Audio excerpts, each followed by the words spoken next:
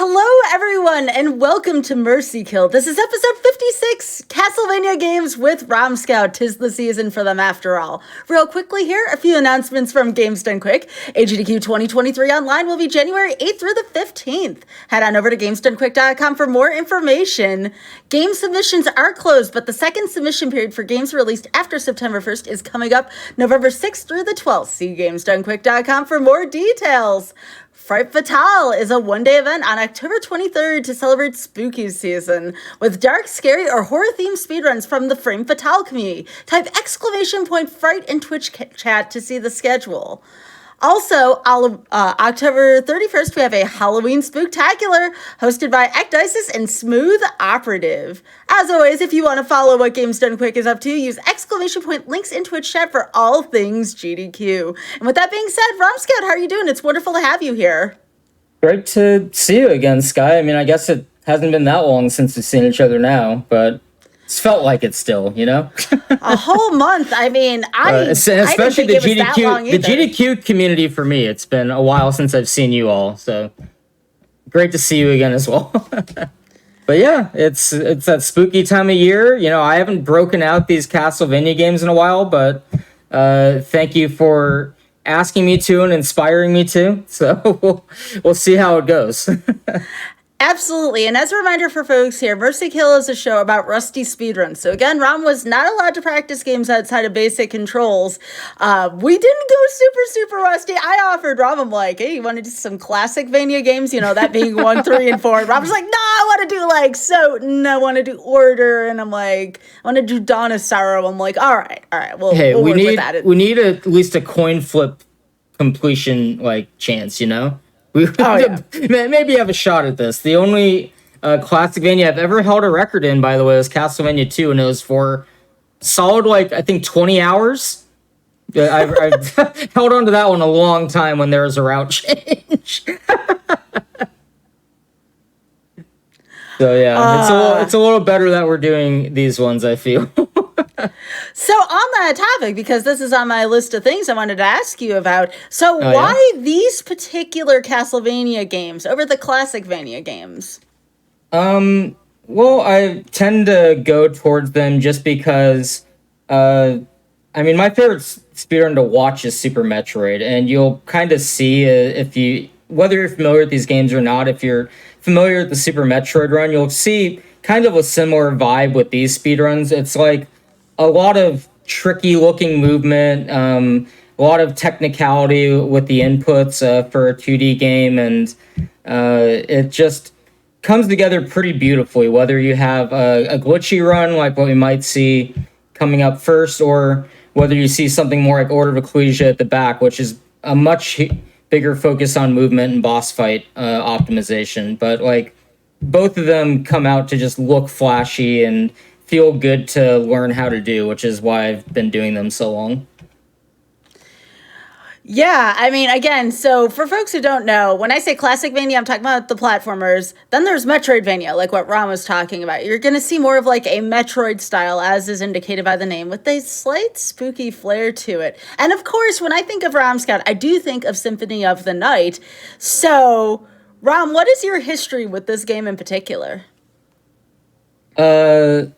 My first time running it fully was actually, like, first completed timed run was at Classic Games Done Quick. Oh my goodness. Wow. Yeah, that was a backstory to it, but whatever. If Reign of Soten ends up in chat, I'm sure he can tell you all about it. I don't want to belabor too much time on that, but it's a funny story of how I came into it, and eventually just stuck with that, learned the other games. So yeah, I've been running them since 2010. And just kind of gravitated towards them over the years, over the other games. I used to speedrun Mega Man, Super Mario RPG for a bit, and mixed up more back in the day. But yeah, over the years, I've gotten less and less time to speedrun consistently, honestly. I've leaned more into the Castlevanias than ever before. You shouldn't have told me about those other games, Rom. Now I'm going to be asking about them at a later date. You may Penguin Monogatari, best speedrun I've ever done. Gotcha. That one is, we all know about that classic. So, with that being said, we do have 3 games for you tonight. We have Soten, which is going to be all bosses, Donasara, which is going to be Julius all bosses, and then Order of Ecclesia, which is going to be any percent. So, 3 wonderful Castlevania games to get us all in the spooky season mood. Ram, are you ready to go? Oh, I'm good. All right, on your count. Oh, okay. Well, maybe I'm not that good yet. Hold on. Let me... So yes, Ram will have I was giving you the title straight. Now I'm good. If we're... All right. All right. 3, 2, 1, go. All right. When's the last time I ran this category? What do you do in this game? Oh no. So yeah, there has been some activity on this game lately. I will point this out for anybody who watches this, and if you're impressed by it whatsoever because you're not used to watching people run this game, I won't be doing like the newest route optimizations that exist for this. Like, there's a couple things that save a quarter second here, 3/4 second there, but those add up. The record's improved about 20 seconds since I last ran this game. So, I'll be using a slightly outdated strategy, but hopefully it's all fun, all good. It's a very glitchy category. Compared to other runs of this game, you're going to see a healthy dosing of skips, we'll say. The first one comes up pretty quickly, as in most categories, but... if you haven't seen these runs in a while, it is pretty active right now. Dragon Blitz and Jupiter Climb have been putting some time into the PSP category, which seems kind of random, but it has a cool wrong work. And then, others, of course, are always at least semi-active on it. I'll just assume a lot of people have seen shield dashing by now if you've seen this game, but... it's kind of like arm pumping in Super Metroid. I'm gonna make a lot of comparisons with Super Metroid, by the way, because I don't know. I like that game too. If I can always find a way to slip it in, I will. But I'll be shifting between dash and shield a bunch, much like just doing the arm pumping in Super Metroid. It saves frames, not like hours or minutes. I guess I can do it all in one motion. Alright, so I'm trying to do a skip here to skip death. We'll see if it works. That wouldn't work. Oh, that should work. Alright, there we go. So that's you could see something glitchy was going on there. I just skipped death, who normally steals all of your equipment. And then you're left like completely unarmed. But with this, you're basically wearing endgame equipment, which makes it a little easier, honestly, for people like trying to pick up the speedrun. If you have never speedrun this game before, then once you learn the death skip, it becomes a little easier to make mistakes on the early part of the game and not have to reset because you're able to take hits now. Now, hopefully, with as much as I've played this game, I shouldn't be taking that many hits, but hey, we get some surprises occasionally. There's flea men in this game, too. I'm going to tell you what I tell everybody else who's on this show, Ram. You don't have to tell us if you mess up. We're not going to notice it. I'm not going to notice it. Chat's not going to notice it. You could do something completely that looks uncanny. Be like, oh, yeah, that's a trick, So you don't have to own all your mistakes. That's the secret of being on Mercy Kill. Hey, I want to be realistic about, even if you're impressed by what you're watching today, hey, it's gotten way better over the years than this now. And I do look forward to running one of these categories again soon. I've just had some more time kind of freed up lately for the potential of streaming. So, yeah, one of these games, I don't know which of the 3, probably Dawn of Sorrow, I'll be honest, but one of the 3 I'll definitely jump into over the next month. I've just gotten that speedrunning itch again. The season's coming up, It's always speedrunning season. Who am I kidding? Oh, always. Yeah. So I'm going to tell you all now. I usually ask this at the end of the show, but I already know the answer to this question. I told Rob, I'm like, you just start speedrunning again? And Rob's like, I should start streaming again. And I'm like, you should. Why not? Maybe you'll see me and Ram doing some classic Mania Rusty games. We were supposed to do that, and we're kind of overdue for it now, so...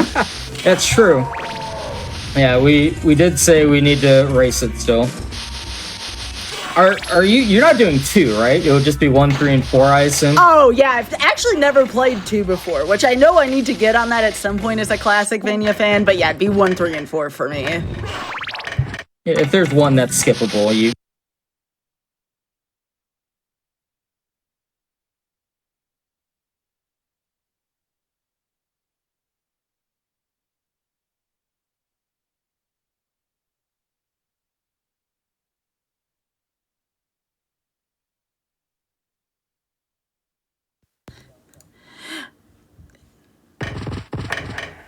Yeah, pause the timer really quickly too. Yeah, we're having some technical difficulties. We are going to pause the stream for a second, and we will take a quick break. This is one of the few times tech issues do happen. We're going to take a quick break, and we'll be right back with Rom's Run here on Mercy Kill.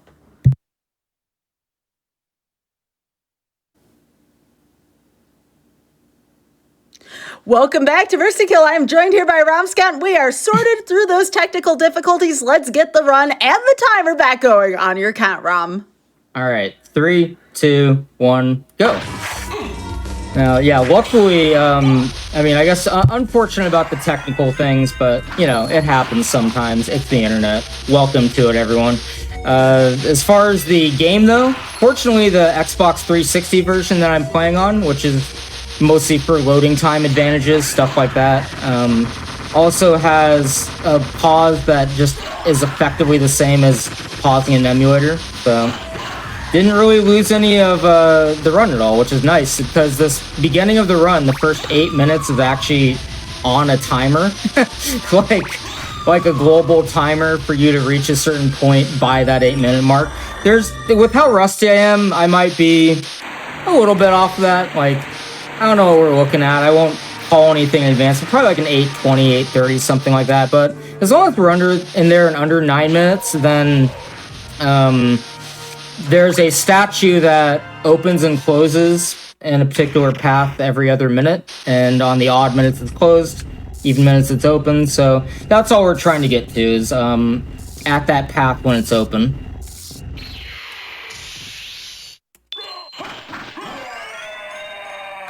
Stopwatch works on this boss and both castles, but just kind of funny. He's the one boss they decided to have that work on. But it takes like 3 sword slashes, so even if we didn't have stopwatch, early game bosses with this loadout is kind of laughable. Late game boss is also laughable, but that's just... They haven't really developed the boss fights yet to the same level that you'll see in the DS games later. You want to know what I like about this game? The movement is so beautiful. It's better than like those butt-clenching moments where like, I hope I make this jump, like in Castlevania 3. And there's a lot of those. There is a lot of those on the Sypha and... Trevor routes in particular, but yeah, this looks so much more improved from those feelings. Well, there's no bottomless pits, so that helps. But, another thing I was gonna mention to you, actually, especially so the first anime was based on Castlevania 3, right? The next one's gonna be on Rondo of Blood, and I think it's a nice transition game for people. Like, you're used to Castlevania 1 and 3 and 4 and like not these games, but you get like full jump control, but still keep a lot of the classic Vania stuff going on in Rondo of Blood.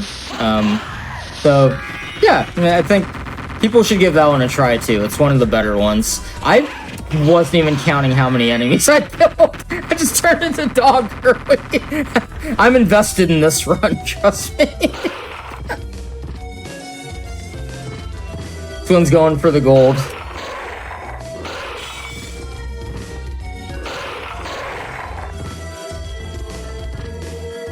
Oh, look at this beautiful dog movement. I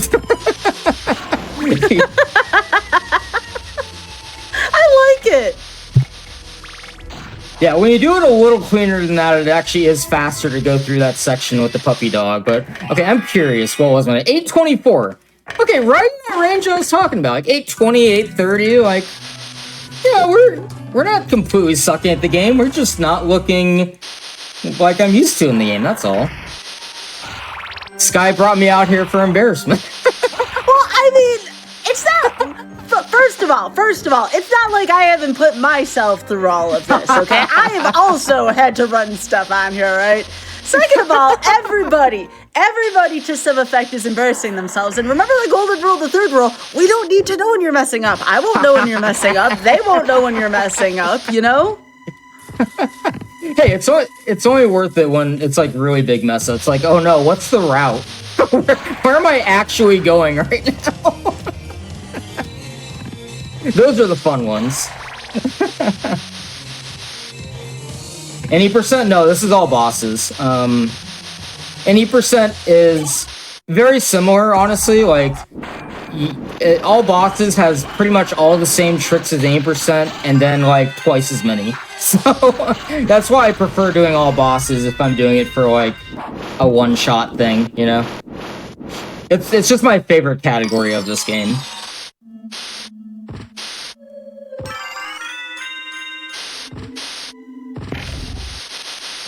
Alright, so I guess catch people up on like, hey, what's happening with the progress? What was all that stuff you just did? Came Coliseum a little early, with the wolf. Hello.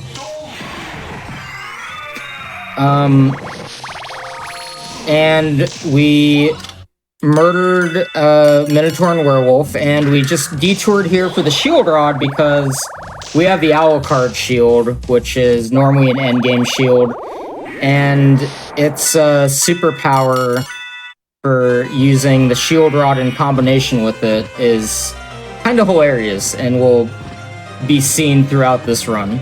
So I won't spoil it too much if you haven't seen it, but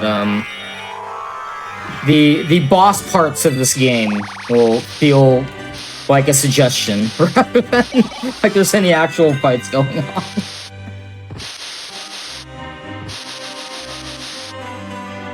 So, fun fact about ROM Scout, I actually started watching ROM Scout when I started picking up speedrunning. That's how long ROM has been in the community. There was talk of the ancient classic games done quick. I have to say that, I'm sorry, like, you know, we're both from technically the same era of speedrunning, so I get that. Yeah, we're the old crew, for sure. But this game's been fun to show in every era, so I always enjoy doing it when we can. So this is one of the glitches of the run, the things that, hey, this might take some explanation, so I'll go ahead and go through it slowly, tank my estimate, whatever. So this is the Garnet we picked it up earlier as a wolf, and now we just got the fairy card who had a voice line as we walked into this room. And that allows us to pause and be on the screen while we're on the shop screen to like sell stuff. Normally not possible. So if I equip that Garnet while it's on the screen to sell, the game now believes I have 255 of them because it just subtracted 1 from 0 and that underflowed it. So yeah, we have a lot of money right now, and we can buy everything in the shop, which is going to be the end result of this. Everything relevant in the shop to a speedrun is going into my pocket right now.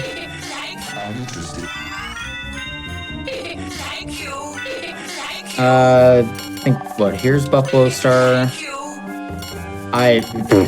This is where the rust comes out. It's like, what is the shop menu? The menus? There's menus in speedruns?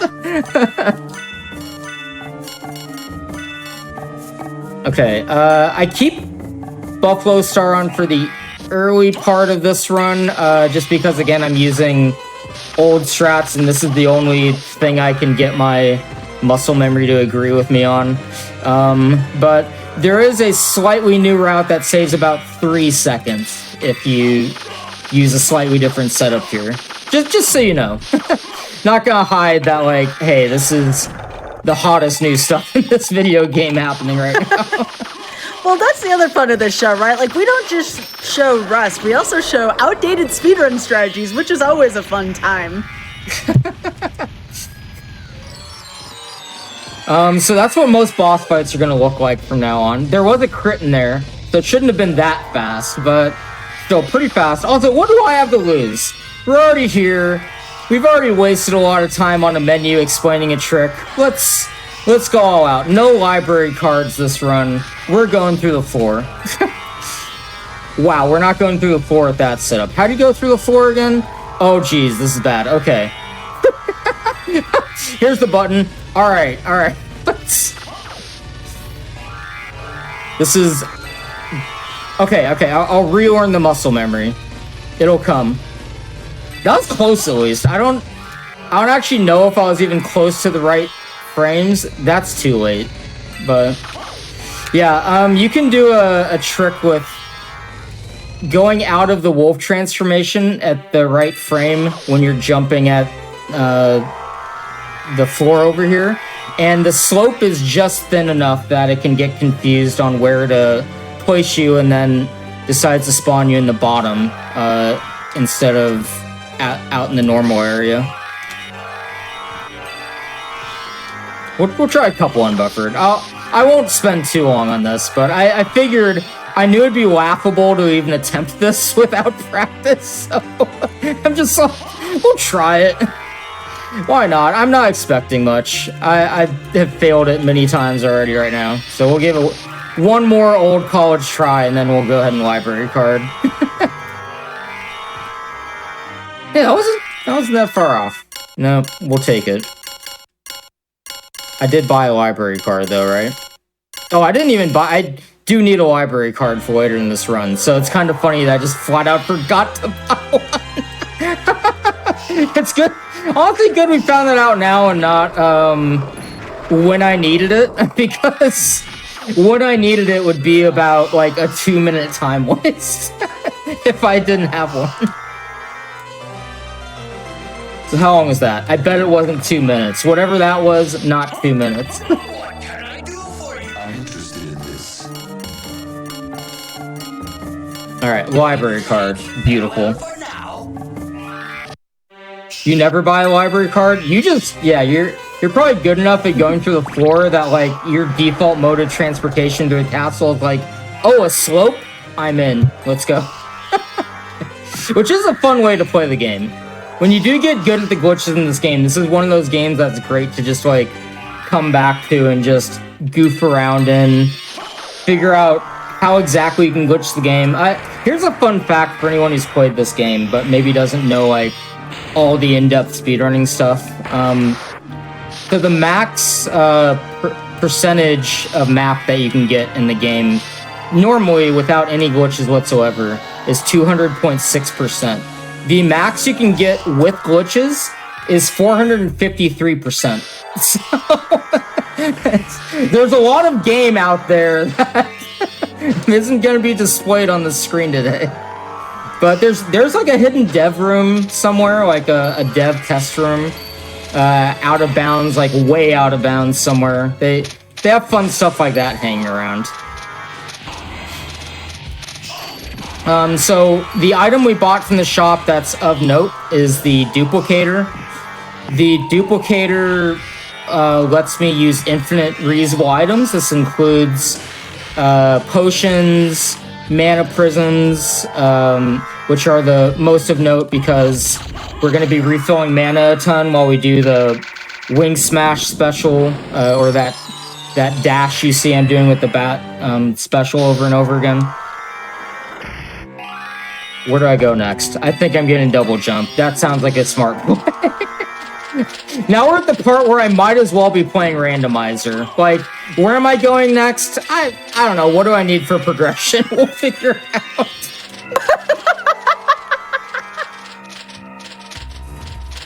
But yeah, once you get the bat transformation, that move, which, you know, again, we'll compare it to Metroid just because I like to. The Shine Spark move here that you're going to be seeing over and over again. That's most of the movement in this run. There's a few glitches, of course, that will trump doing this anywhere, but they're few and far between. At this point, this is faster than even most like floor clipping you can do to get through rooms that normally take a while. One of those spots, though, is coming up. So there's a statue coming up, and I'm just gonna go ahead and like show you the situations too, instead of just the trick in a lot of cases. Yeah, there's the statue that's blocking us, and there's a boss right on the other side of this door. So, kind of inconvenient. This is where I'm going to be breaking out the shield rod spell, finally. Epilepsy warning, by the way. I don't know, like, this will only be bad and a flickery if I mess up, but hey, I haven't done speedruns perfectly all my life, so... Okay. Luckily, I didn't really mess up, so...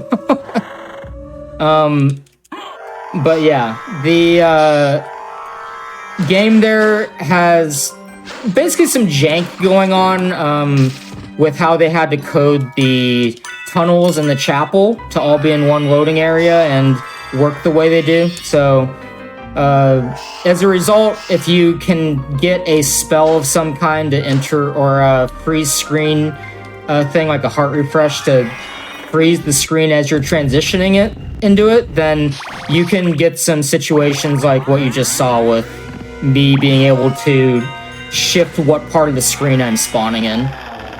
So I was able to ignore that statue that was in our way.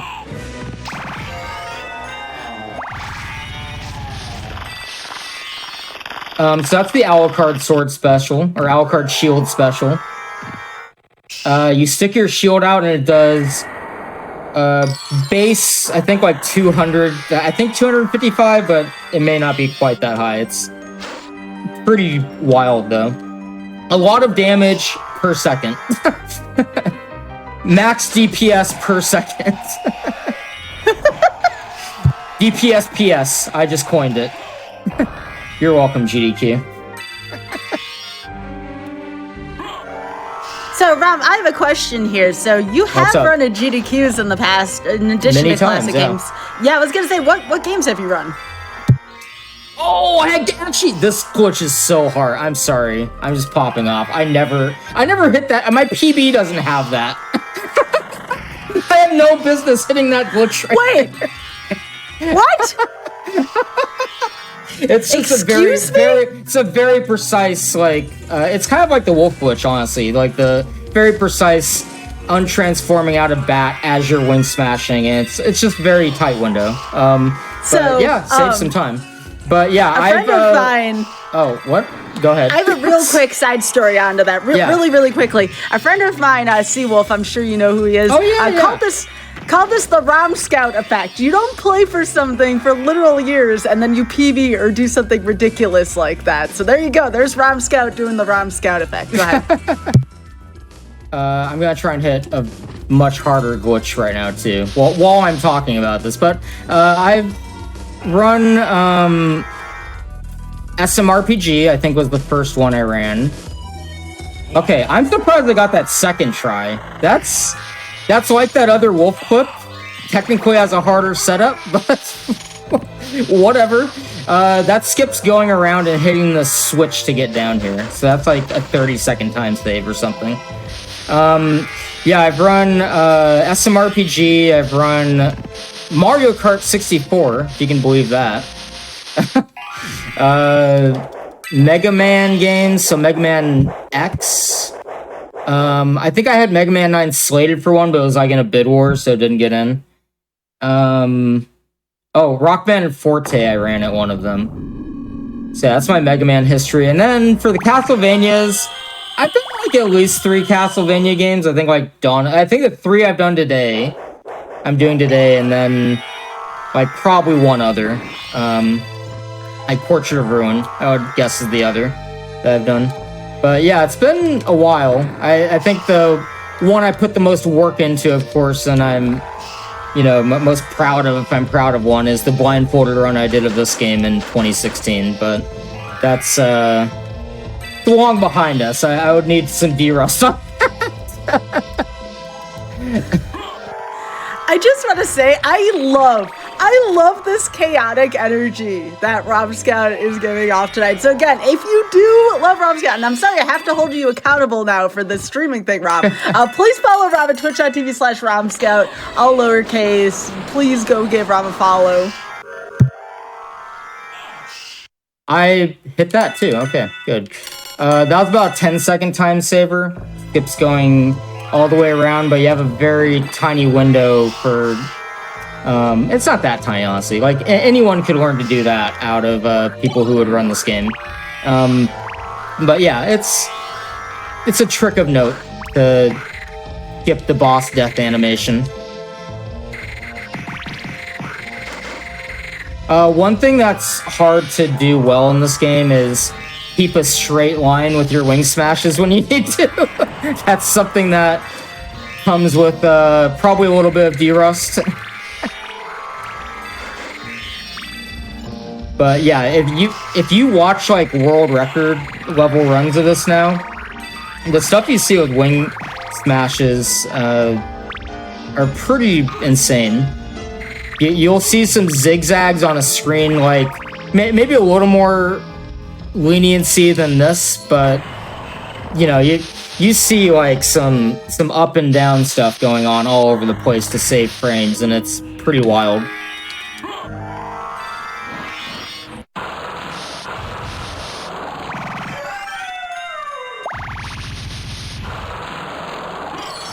So yeah, almost done with the first castle already. This run goes pretty quick. Yeah, let's check the timer really quickly and see how you're doing. It's looking like about 25:15 right now, give or take. Oh, How really? you feeling about that? Well, that's going up. That's going up. So you have about 15 minutes left because we had the 40-minute estimate.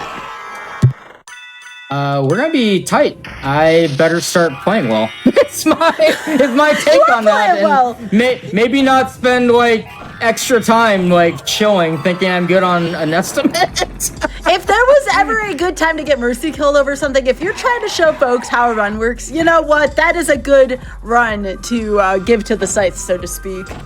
Oh, you're gonna see, but my focus just, you told me the time, my focus just went up like a million.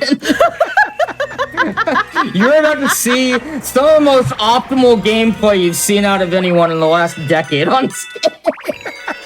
Okay, maybe a little overblown, but whatever you just saw the last 25 minutes, ignore that. This is a different person entering right now. Oh, goodness.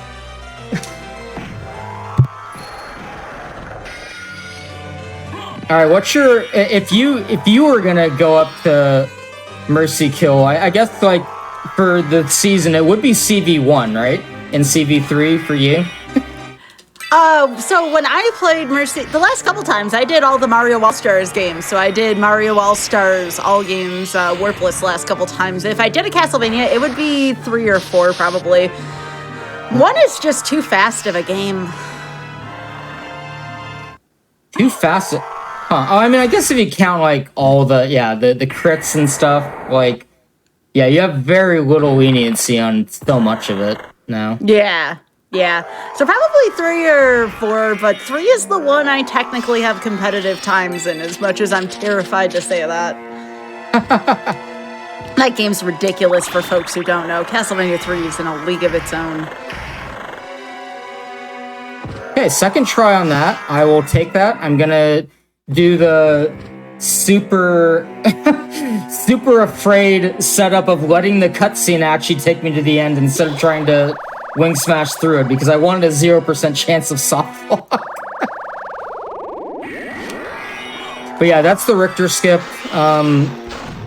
Arguable whether that's a boss or not, but we define it by what the time trial menu. There's a time trial menu in this game, by the way, or like a time attack menu, and it does list all of the bosses as like basically achievements that you complete in the game, and yeah, the shaft fight with Richter is not one of them, so don't have to worry about that. Why am I going this way first? I'm doing any percent. Rob, what are you doing? My mind just automatically did I need that warp. It's fine. We're just gonna be the best gameplay you've seen of this ever, but slightly lost. That's a thing. That's possible, right?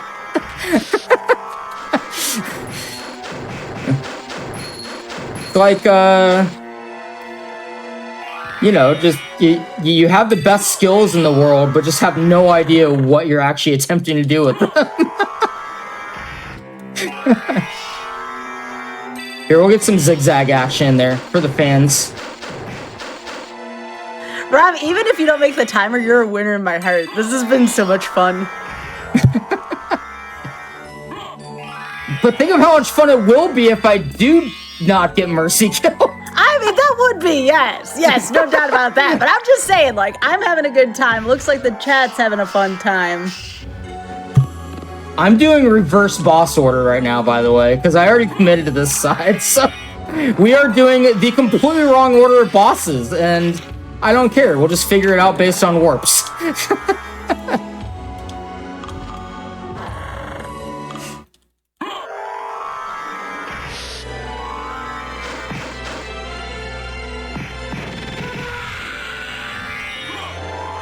Yeah, if this doesn't get you in the mood to want to speedrun, I don't know what will. Look at how easy it is to speedrun.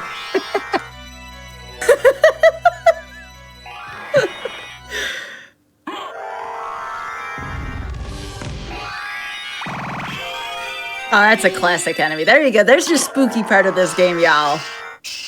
Okay, I'd like to point out to you, just to give people a perspective, right?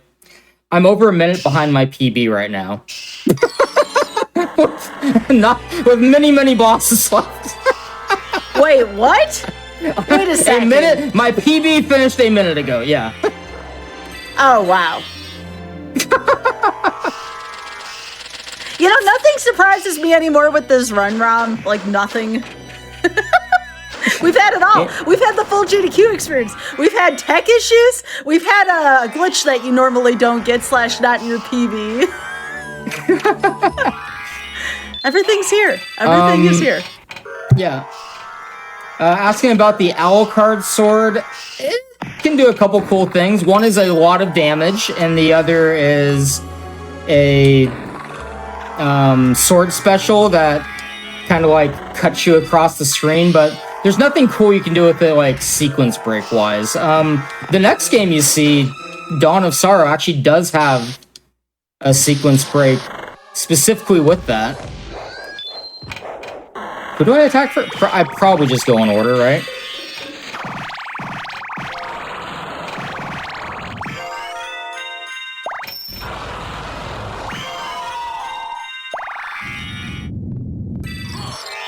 But yeah, Dawn of Sorrow, you do get to see Alucard more. Even though it's Joyous mode, it's basically Alucard mode. Which I guess maybe explains why I like running it.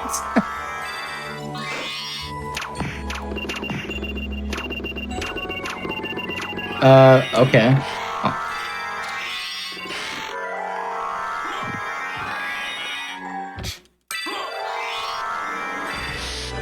What's everyone's favorite, like, go-to Halloween game? Are you a Resident Evil person? You break out the Silent Hill? I assume it's one of those two for most people. I mean, there's Castlevania as well. There's Fatal Frame. I know people like that one.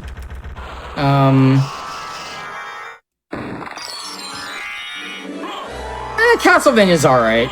I mean, it's Castlevania. We've seen Castlevania. I liked it. So we did a shuffler at the event that Ram and I were at about 3 weeks ago, and every time a Castlevania game came up, someone was darting their eyes between me and Ram, and we were like, "Oh, right, it's one of us."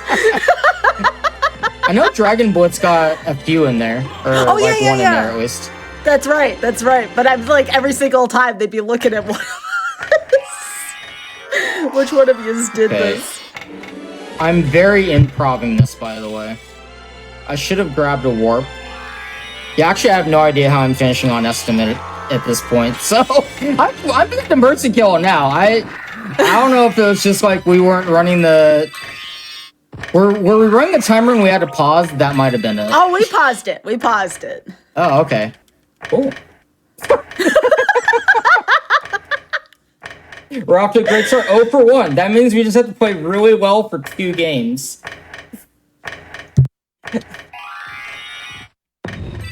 Alright. This is my favorite category of this game, so I do want to run back of this. So congrats. You got me into speedrunning again, just via having to mercy kill a run. I mean, I did my job, right? Like, that's what it's about. We did most of the cool glitches. There's only one more after that. So, Robert, what time are you typically going to stream when you stream again?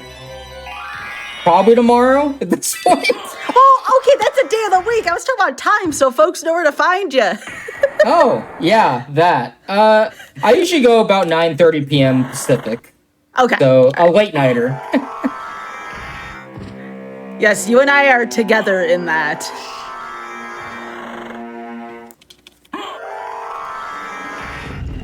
I'm gonna watch Ron play some Soten tomorrow after I get done with my stream. I'm not expecting to do well tomorrow either. I just want to like have a run, you know? Yeah, a run in air quotes. You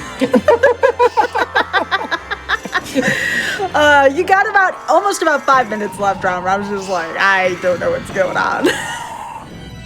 It's fine. I wouldn't trade this run for anything in the world. This is great. I would trade anything for getting rid of these guys, though. The Heaven Knights, they're an issue.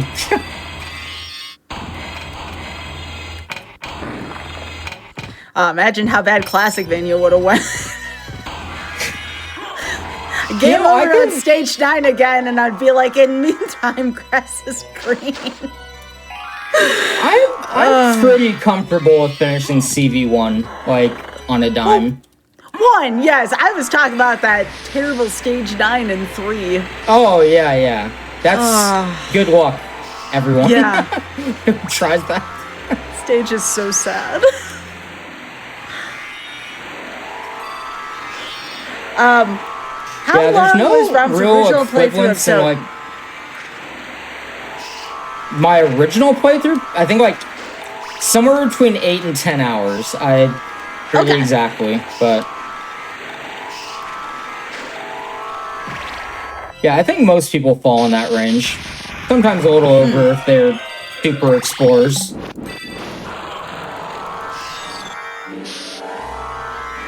It's always fun watching people play this game for the first time, and I actually have noticed more people have been doing it and like other Castlevania games since the anime, so I guess we can thank them for that as well.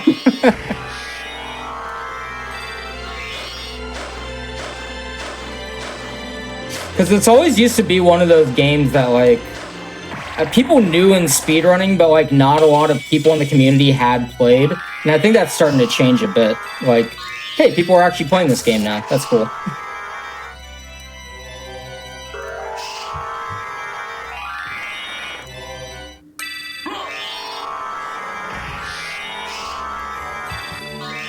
Alright, so one of my favorite things about this run that's about to get mercy killed is the second the second castle is entirely the first castle just flipped, but it creates some unique situations that allow for some very slick movement and like very hard to execute movement with chaining gravity boots into diagonal wing smashes, stuff like that. It's just the bat kicks into specific locations, bat kicks being this dive kick with bat like the one I'm doing right there. Yeah, so that's the kind of stuff I really like about this category aside from just the sheer number of glitches in it. You also look like you have a lot of passion for this game, you know? Like, you're not getting frustrated with it. You're just like, I love this thing. I'm just gonna keep playing until Sky tells me to stop. I mean, that's speedruns in general for me now. Don't get quite as heated if I'm messing up, but... Why were there multiple, I think that was Gavron and Sloger in the other room? Those are the two mini-bosses at the end of 4. My goodness. Yep. They're the first boss fight in this game as well, but they do this thing where well, two tropes in play here. They litter the second castle with first castle bosses as normal enemies, and then Death, Slogger, and Gaibon are kind of attached in many Castlevania games at this point. So even in I think like one of the other Castlevania games you'll watch coming up, I think Dawn of Sorrow, like Slogger and Gaibon are all over the place in Death's area in that game too. So it's just something they like to do wherever Death's the boss. 1 minute left. All right. Well, Rob's just laughing. This is the last boss we're gonna beat then. Ah. Like It's I fine. said, if you're gonna lose a run, you know what? You were very informational about this game, and I really appreciate that with your glitch explanations and stuff. I love it. Rob's So yeah, beating this game game's with a always DDR fun. pad. What? Oh yeah, I did beat this game on DDR pad. That was a pandemic thing. that was one of those things.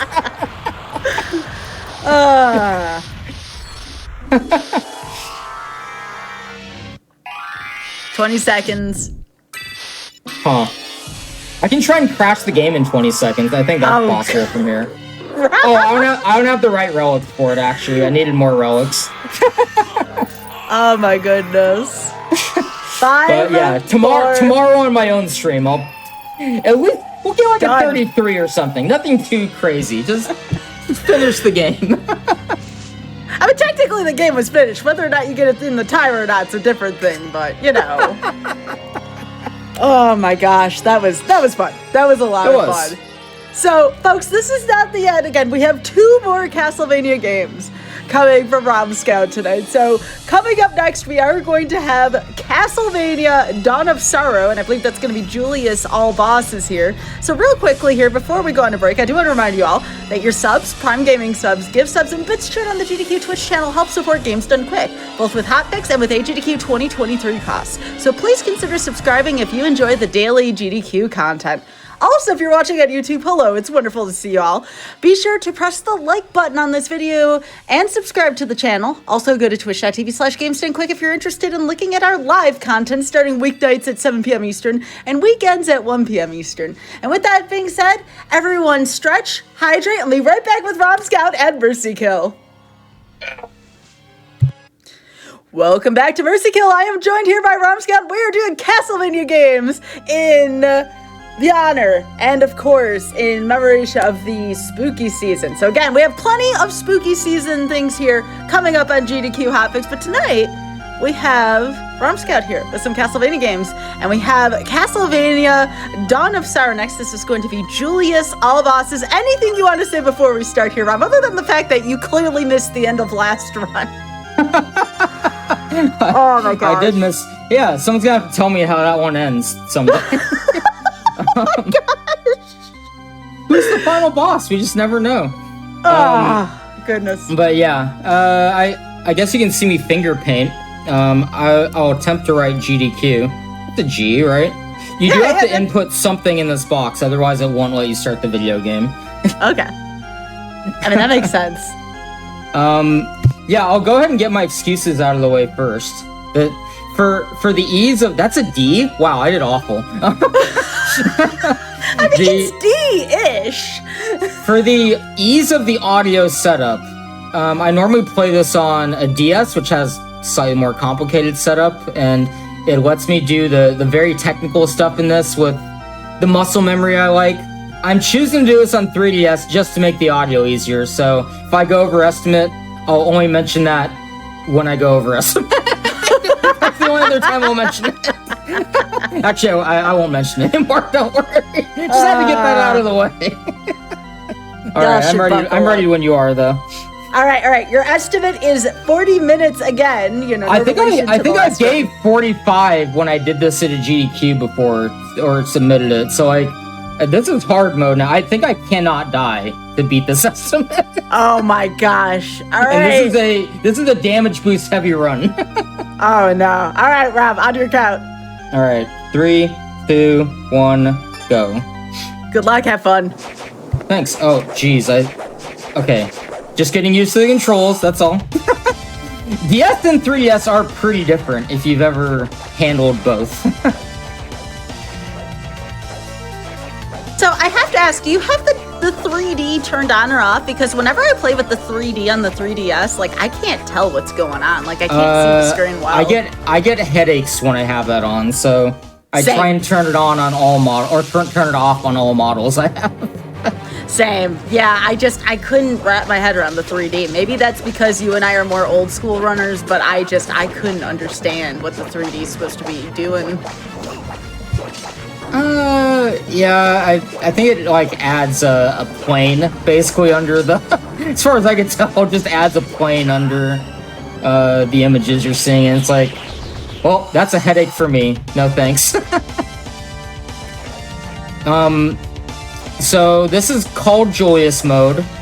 This will be one of the last times you ever see Julius, because everyone else in the game is better that you pick up. This is actually kind of a throwback in a way to Castlevania 3.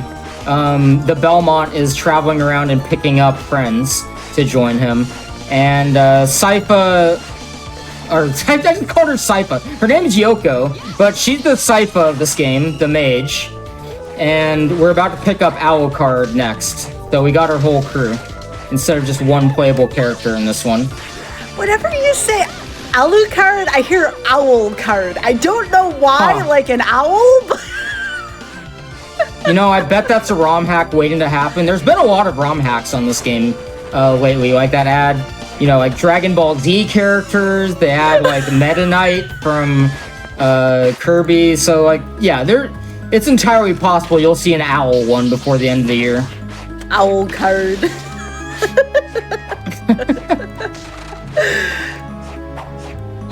I mean, that makes sense, right? Because Alucard can fly. His Soden bat honestly does look like it has feathers, too. Yeah, see, now it makes sense. Well, look at this movement. More fancy movement here from Rom Scout.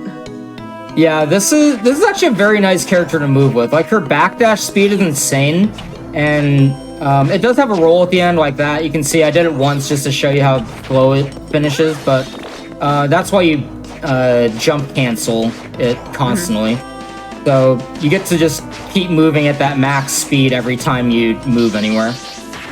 I see those plant enemies are in this game. Those are from Castlevania 4.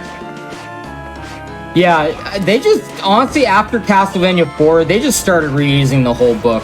Like in every game, over and over again. I don't even know why I'm saving. I already said if I die, I'm going over estimates, so you might as well just treat this like a no reset. No, you should save still, because, I mean, what happens if the game resets or something, you know? Well, we're about to go 0 for 1 on bosses besides the first one, so... No! You do heal a little bit after swinging the club with Yoko, which is our one saving grace right now.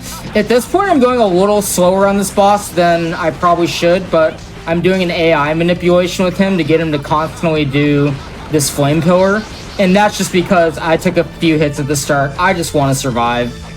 We can sacrifice a little time to make sure that we get through this guy. It's the warm-up still, you know? Honestly, I've done enough, like, Castlevania, like, single-day marathon type things between all the games that I can tell you how hard it is to switch between these games nonstop. Like, the controls are so different that your hands just need to readjust a little bit every time you're switching.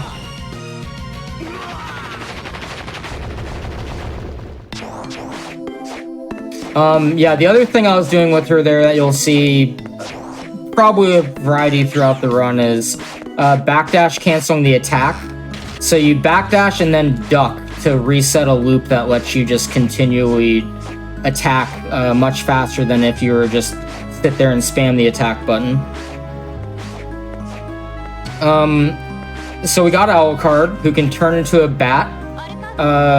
Also has a high jump. So anytime there's a vertical section, you're probably seeing this guy come out.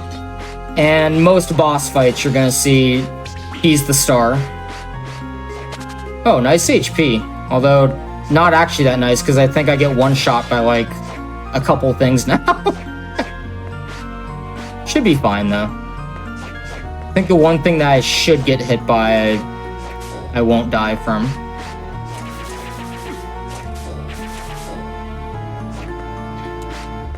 Alright, now this is where... How rusty is this run gonna be? You're about to see. There's this short hop attack I have to do. That looks like that. Like, if you jump and attack, you look like this normally. But I'm gonna be trying doing a very, very short, like, minimum jump height attack to attack more often. And if I can get the right rhythm, it looks really nice, but I can have some rust with it sometimes. You can see I'm a little inconsistent with it starting. Not necessarily gonna stay that way for the whole run, but you know, that's just what we have to work with right now.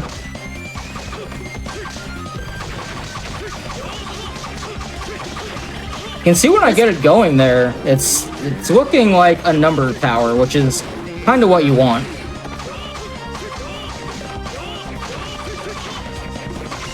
There we go. So yeah, that's the... You've already seen most of the big, like, technical stuff that's gonna be happening in this game to some degree now. There's some other things with, like, mixing in a Hellfire spell with the slashing, or, like, you know, just using characters' abilities that you normally wouldn't use otherwise. But yeah, most of it you've seen. It's gonna be backdash canceling and attack canceling. A lot of that. I mean, Castlevania is a lot of movement. Yeah.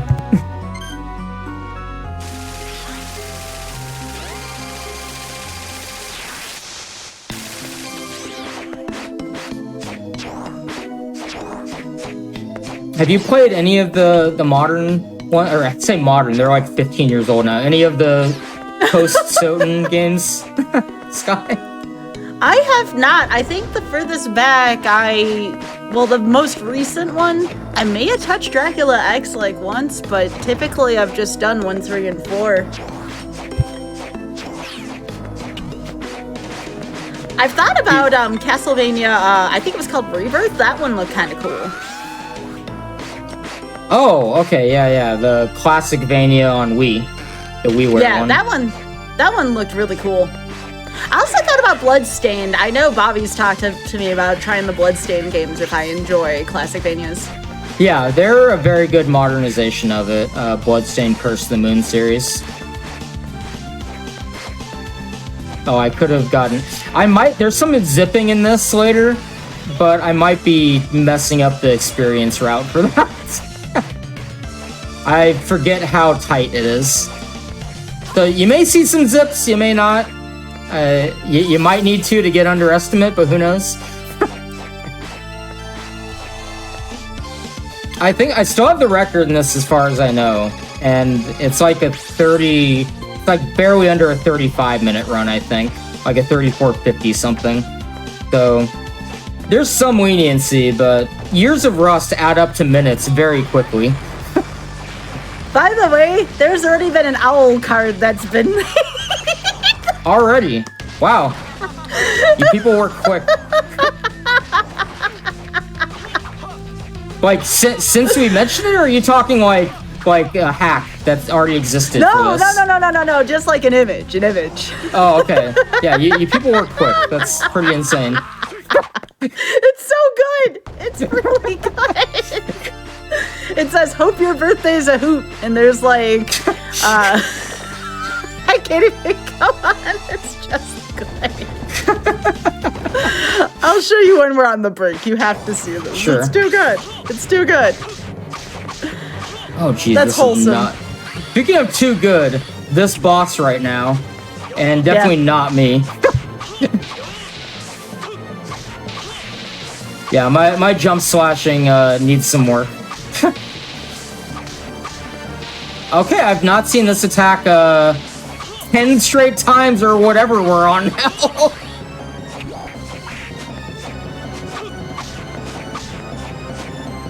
Okay, I'm over here, buddy. I don't know where you think I'm going. I'm on this side of the screen.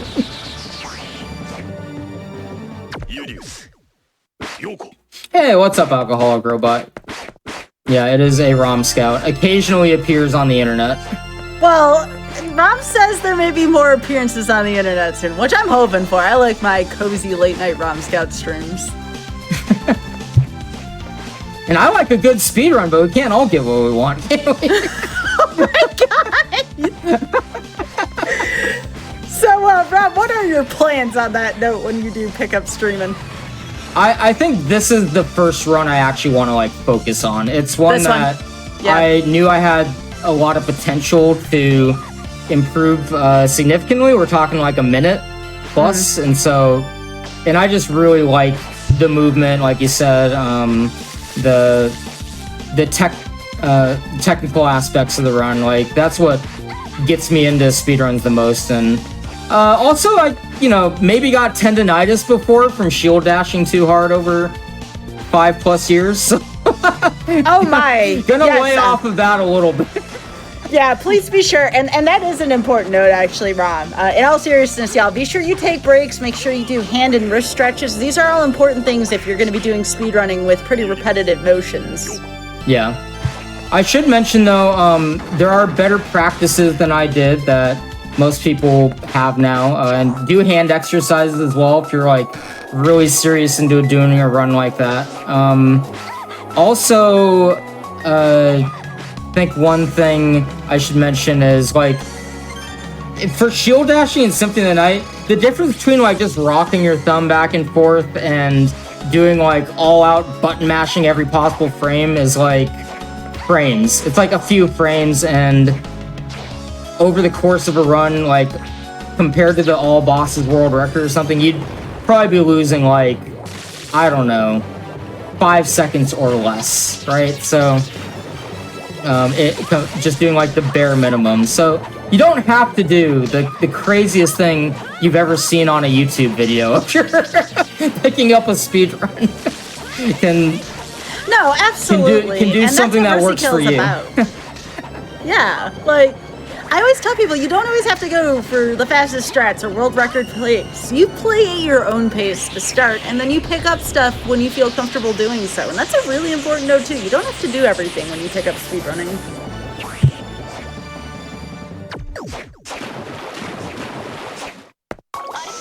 Wait, why am I switching to him? I was like, I like Alucard more. We're going to switch to Alucard for a bit. It's like, wait, no, that loses time. It's because of Alucard, I swear. Right, even Rob wants to play now as Alucard.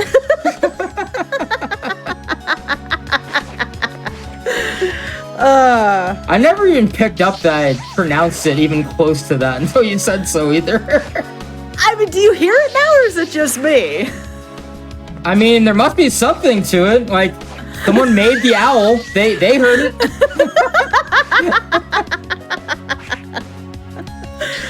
Alright, so what do you have going on here? It looks like everything's still apace. You haven't died yet, which is good. I'm gonna find a piece of wood to knock the one on. thing of note, yeah.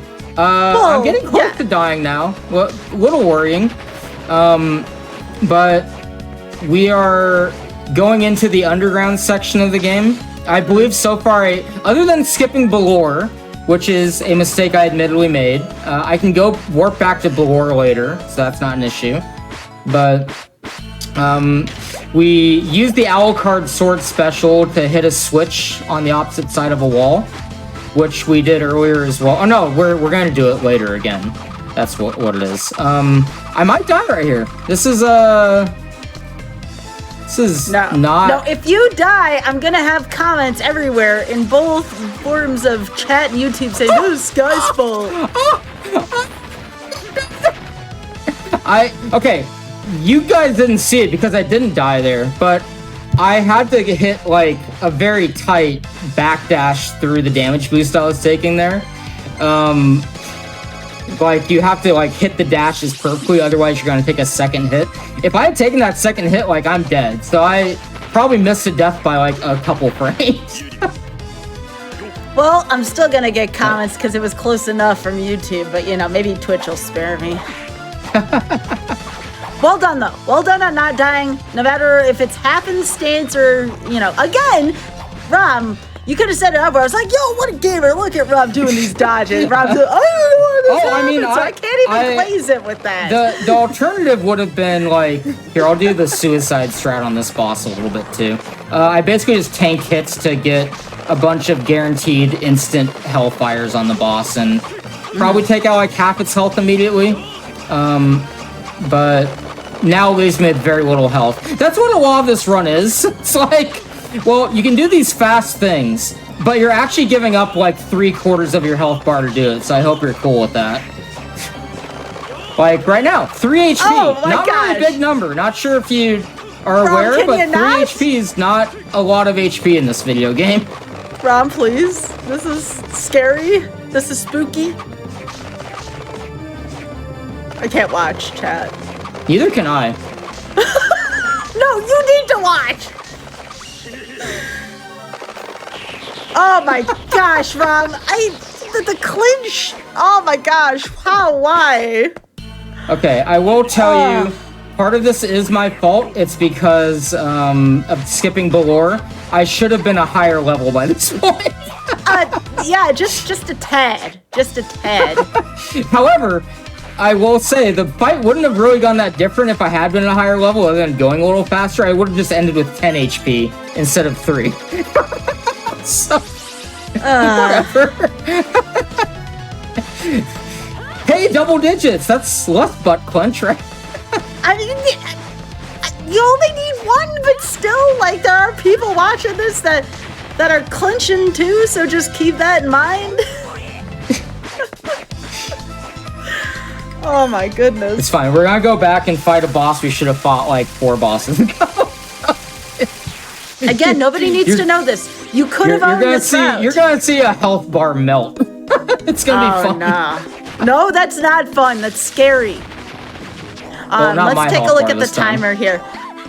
We are 17:30-ish counting up. So you probably have like 23 minutes or so left. Oh, we're fine. We're fine. All right, cool. Yeah, I'm really not worried about this other than if I die. Even if I have the worst owl card jump slashing ever. We'll get the owl cards ready again. Now, I feel like now, as a result of this, I'm going to go out of my way to say owl card, like, even more pronounced. I feel like it's going to be the opposite effect. I can't unhear it now. I'm sorry.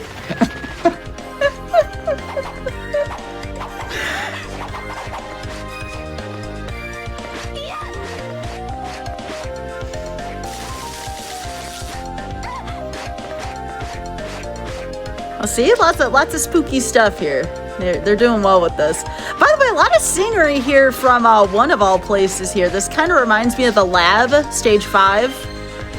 We had the entrance hall before. A lot of Castlevania 1 references here. I like it. Yeah, Castlevania likes to reference itself a lot. Oh yeah.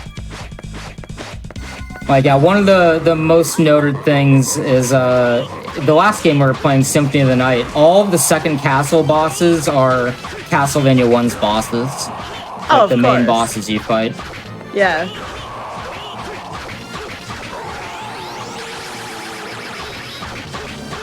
That is a big laser. That wasn't too bad. Yeah, I got closer to dying than I should have, but like, whatever. You get to see Joyous for a little bit, because in this mode, he's the dude that can break ice. Go Joyous. Oh. Yo, let's go.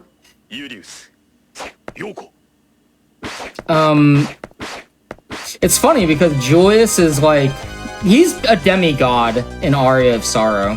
And this game takes place 1 year later in the lore, and he's like the most useless character in existence. The 1 year really got to him. That must have been a heck of a year. think he was just, you know, staying up at midnight a little too long, like snacking, just not really looking to kill vampires. All right, where are we going? Dark Chapel. Okay.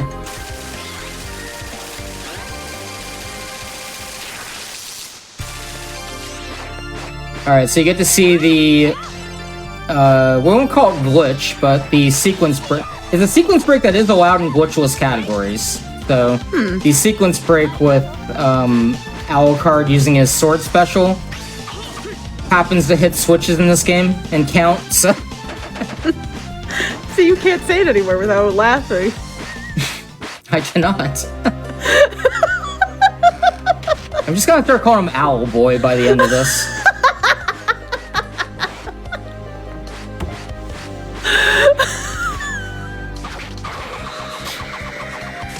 Yeah, so this is a vertical climb section, so you're going to be seeing Owl Boy a lot here as we super jump through everything.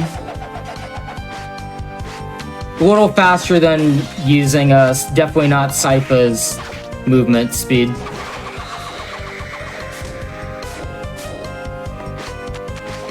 Owl Boy is a different Metroidvania, apparently. It is actually, yeah. Wait, what? Oh, you didn't know that? No, that even makes it better.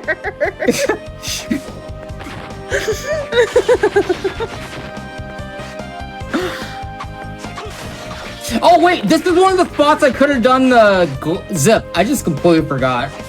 Aww. Okay, so we might have wasted like 45 seconds. I'll remember to do the other zip.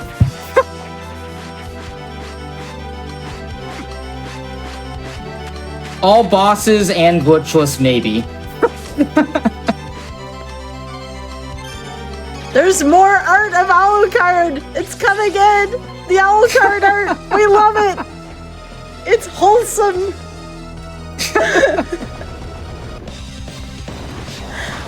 Oh, that's so cute. If you want other fan art, this is the boss that I have routinely dubbed on my stream as the cutest Castlevania boss in history, Gurgoth. And I stand by that. Like, zero question. I am fighting the cutest boss right now.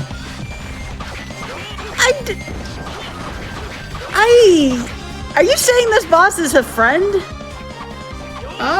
When he's not trying to kill us, yeah. Okay. This boss looks very scary, very spooky.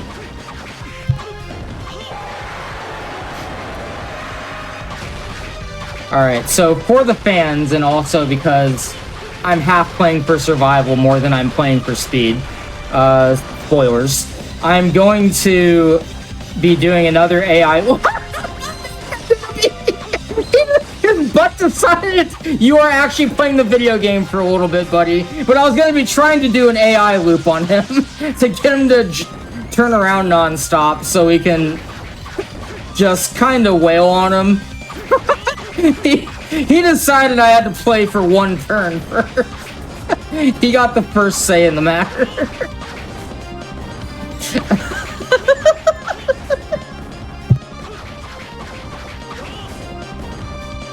So this is what I like to call the Blizzard Buffalo loop for anyone who knows Mega Man X3. It's easy to understand. It's the same exact AI loop.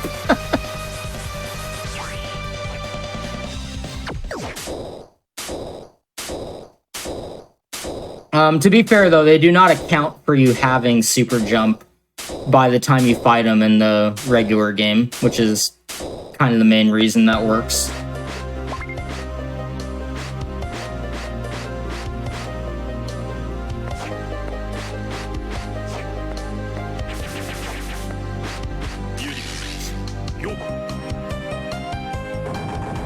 I love all of this Alucard art. It's so cute. Oh, did Jazzaboo bring up the ancient Gurgoth art? I was hoping it would come up.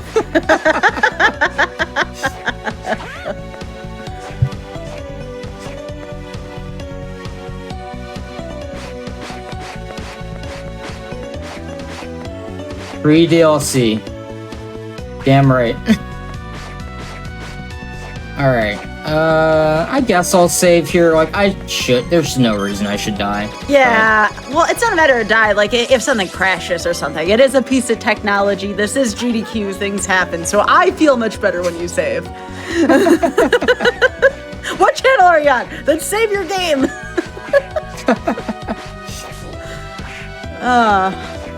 We're gonna re-enter that room. That can be done a little cleaner. We in a clock tower? Yeah.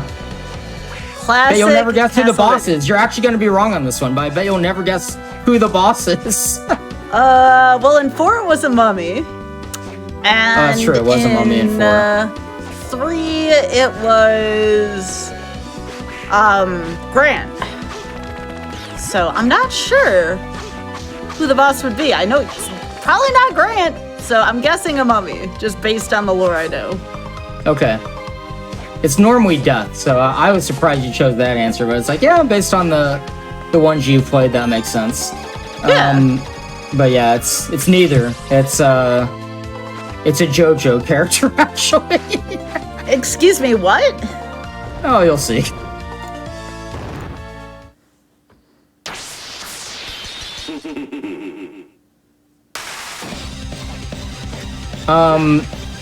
But yeah, this is, his name's actually Zephyr.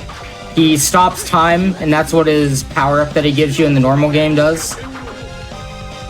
There's some ways to get around, like, his time stop mechanic and make him never actually use it. But I mistimed the first attempt I was doing it, getting around it, and there. I probably should do some more Hellfires in here, but I'll do that when he jumps. So I'm not doing too hot on the jump slashes, which is why I'm switching to this, like, turnaround thing I'm doing right now. It's still pretty quick. Just not as quick as, like, trying to melt the health bar while you're doing it. I have enough health, but whatever. We'll just grab all the orbs.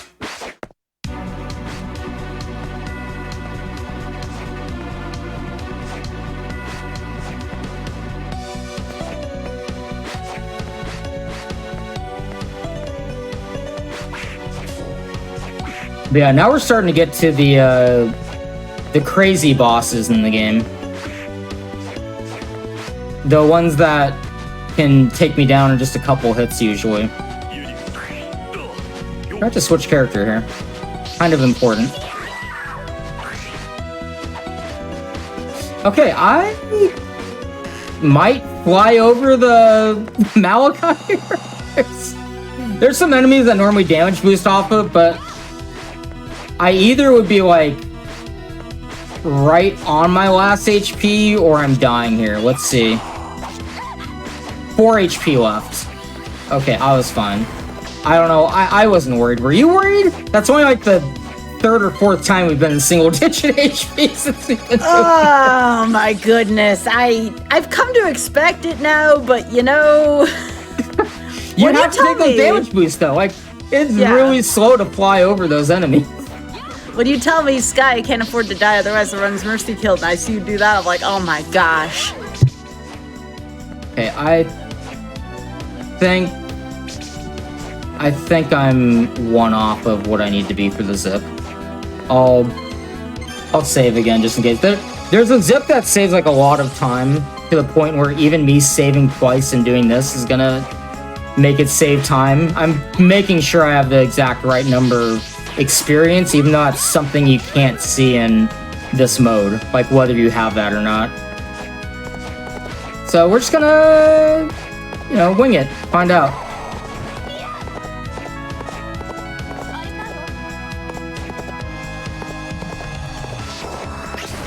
Okay, so I have enough for one more of those. There we go. So that skips us straight to the boss. Pretty slick.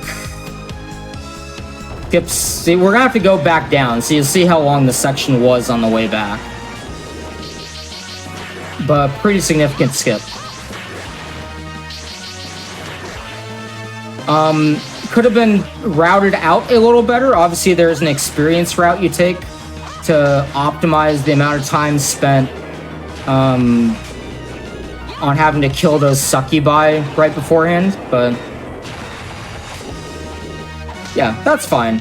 For a D-Rust run, I'll take hitting the zip at all.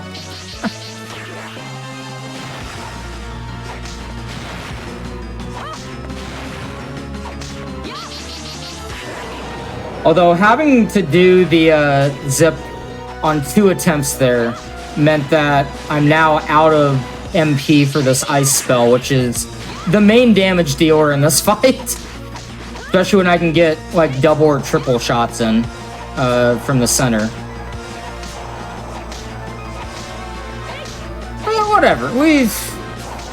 We're beating the video game. I'm pretty confident we're not mercy killing this one so far. There is one boss after this that is terrifying. So there not is completely over yet. About 9 minutes left. Yeah, we're fine. We're fine. There's not really a whole lot of this game left. So there are 4 bosses after this, but they're all in pretty close proximity.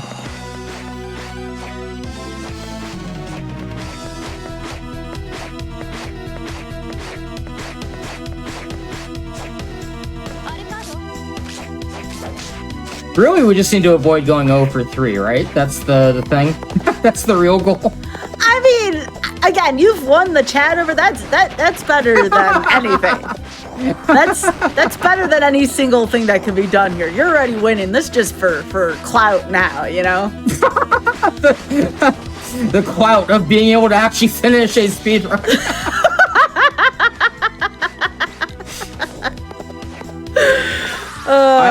I count as retired until we actually finish one. Oh my gosh. We also have Owl Card. We have all this cute art now of Owl Card. We do have Owl Card. That's a big win for everyone, really. Yeah, that's a community win. Wait till you see this art, Umberg. It's super cute. I love it. Oh, gotta dance with them a bit.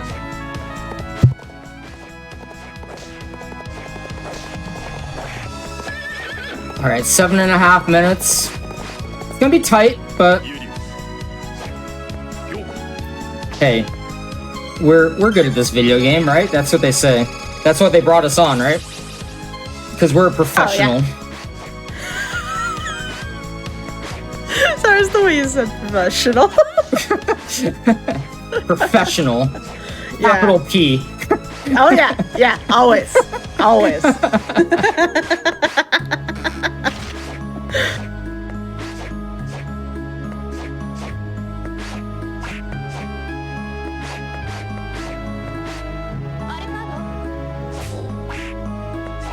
Oh, all right, buddy. Sure. Yeah, that's what I was looking for there. That made my day better. Those 3 tanks to the face.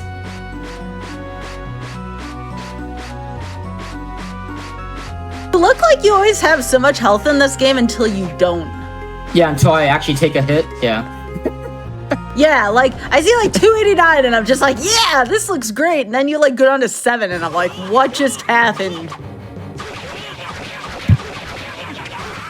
Unfortunately, going fast in the game is tied to taking damage at strategic spots.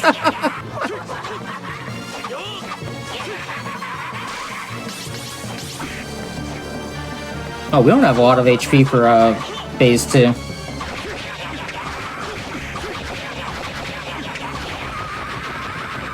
Alright, well, we're into phase 2. That's something. This might be curtains if we die, but that's fine. No, don't say that. No. We're just gonna have to make sure it's not curtains, that's all. Rob's Easy. just gonna make sure we all clench first before defeating the boss, you know? I'm switching to bat to dodge this thing, which normally I wouldn't do, but like, you know? Go, Owl Card, go! Owl Card is having a bad day. No! Not Owl Card, no! You know what? The category was show all the bosses, right? So we're gonna try and show the other bosses in that game this time instead of basically Mercy killing it really hardcore like we did with Soten. We're gonna actually attempt to finish the game still. Alright. Poor Olgar, no!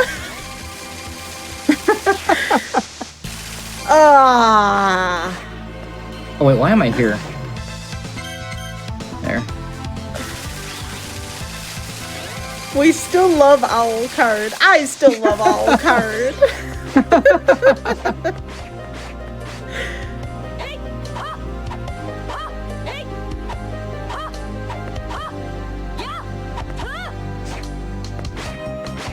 Yeah, like I said, this is the one I do want to run the most again. So even if this isn't my greatest showing ever, when I start practice, it's one of those runs you do have to practice. Like, all of these runs are technical enough that if you're not staying practiced, they do suddenly become extremely difficult. I mean, I'm impressed with everything I've seen, even with that death. I thought that was pretty cool, just what you remember overall.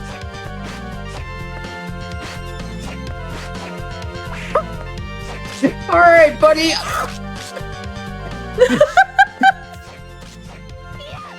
All right, that was exciting.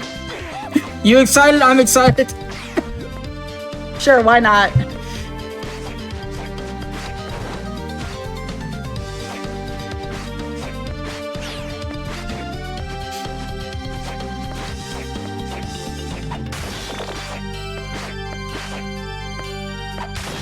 Hey, remember that time I cut 10 minutes off an estimate for a show, and I said like, "Oh, it's fine. I think this will be fine." So I'll make that the normal GDQ estimate for that, even though there's very low odds I'll hit it. Remember that? I mean, I think that's fun though. Like, it may not be fun for you, but it's fun for everyone else. Just saying, you remember that long ago when I did that about 5 hours ago? Oh yeah.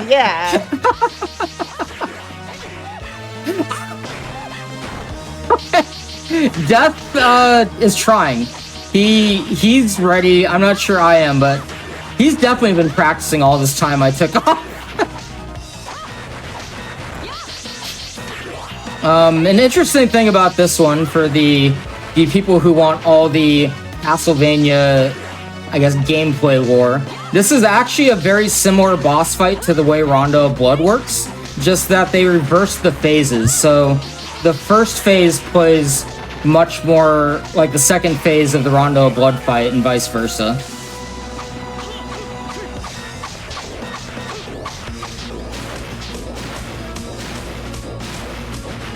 If you're really greedy, you can try and get some sword slashes in when that full screen attack's going, but if you miss, you're dead, basically. So, kind of why I'm not doing it. These scythe spawns are random. You can tell pretty quickly what direction the big scythe is going, but there's still a lot of pattern reading I have to do, which makes this one of the trickier fights to do run to run. It's a lot more improv than other fights.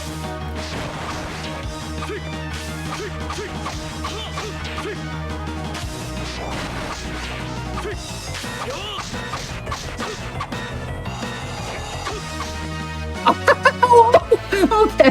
When him flying around is traditionally what like a lot of runners will call the scariest attack he has, just because, you know, you're just wailing on him when he's sitting in place, right? And then the moment he starts moving towards you as you're doing that, it's like, uh-oh.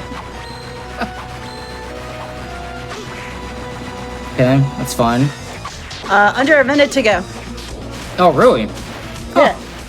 Oh, we'll at least beat death. We'll at least see the abyss. That's the goal now.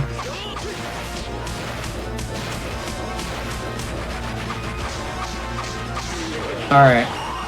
We did it, fam. We beat Dawn of Sorrow. Look at that! The ending! Isn't it a beautiful ending? The abyss! Everything's on fire! What a happy ending!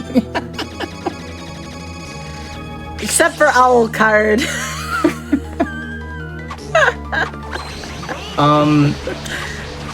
So yeah, I did enjoy this run though, even though it also did not finish. I enjoyed doing this one. It's just a fun category to pick up. Yeah. Well, we still do have one more chance, Rom, because coming up next, we do have Castlevania Order of Ecclesia coming up. So really quickly here, before we go to our wellness break, please remember that your subs, Prime Gaming subs, gift subs, and bits cheered on the GDQ Twitch channel help support Games Done Quick, both with hotfix and with AGDQ 2023 costs. So please consider subscribing if you enjoy the daily GDQ content. Also, if you're watching on YouTube, be sure to press the like button on this video and subscribe to the channel. Go to GamesDoneQuick.com if you're interested in looking at our live content starting weeknights at 7 p.m. Eastern and weekends at 1 p.m. Eastern. And with that being said, everyone stretch, hydrate, and we'll be right back with Mercy Kill. Welcome back to Mercy Kill. I am joined here by Rob Scout, and this is the third in our trio of Castlevania games to celebrate Halloween. How you doing, Rob? I know you didn't finish the 2 runs, but again, you have completely captivated everyone in chat here. Everybody's having a terrific time here. How you doing? I'm having fun as well, and chat obviously is keeping it a lot of fun, so appreciate you all. And yeah, this one is a little longer. It's also one of those runs that you play with your health bar to its full extent quite a bit, but it has some leniency with some of the strategies you can do, unlike the other run. So feeling okay about this one, honestly. Yeah, so one other thing, and we were talking about this on the break, we would like to show you all, before we get started with this run, Owl Card. Owl Card has been drawn by the one and only LLK, so if we can see just that beautiful, glorious art of Owl Card. I said there was lovely art, I wasn't kidding. It's a masterpiece. It really, really, really is. Just so much love here for Owl Card. That was made possible by you and your run, Rom. So when everything is done, even if for some reason this one doesn't work out, we'll always have Owl Card. Yeah, no owl boys in this one, unfortunately. Portrait of Ruin, the flying transformation actually is an owl, which is funny. Oh, that's hilarious. All right, we do have an hour 20 estimate. Are you ready to go? Yeah, let's do it. All right, on your count. 3, 2, I have to put in a character. 3, 2, 1, go. Good luck and have fun, Rob. Thank you. Yeah, so this one, all of the DS games, honestly, are very unique from each other. Like, they all brought something new to the table. So, some people really, really like this game, like in the Castlevania series. One of those games that, like, people either love it or hate it, kind of from the first impression. It's one for me that grew on me after I started learning to speedrun it, but overall, like, quality game. I'd say at least give it a try if you like it. Oh, I forgot to do this. It's part of the tutorial. Yeah, one you should give a try even if, like, you've just played some of the other Castlevania games. It has elements from both classic and the Metroid style ones. It has like stages, but also things you can get by revisiting the stages when you have more power-ups, and you're kind of just trying to explore and find all of the villagers who are trapped throughout the game in order to unlock your way into Castlevania. But yeah, it's a fun one. It has a stamina bar, which is the main thing that makes it either a love or hate experience for a lot of people. This is a precursor to Dark Souls, so don't think they got the idea from that. People always mention it. I'm just gonna put it out there. Like, dog, this game came out like 3 years before that, okay?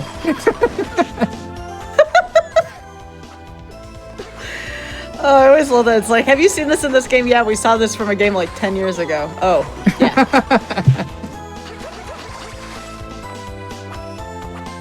But yeah, it's a bit of a more difficult game too.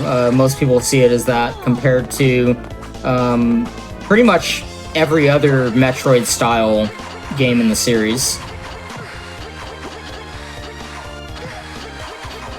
but you do get some pretty incredible power-ups in this, so some of the bosses, while they'll still be risky,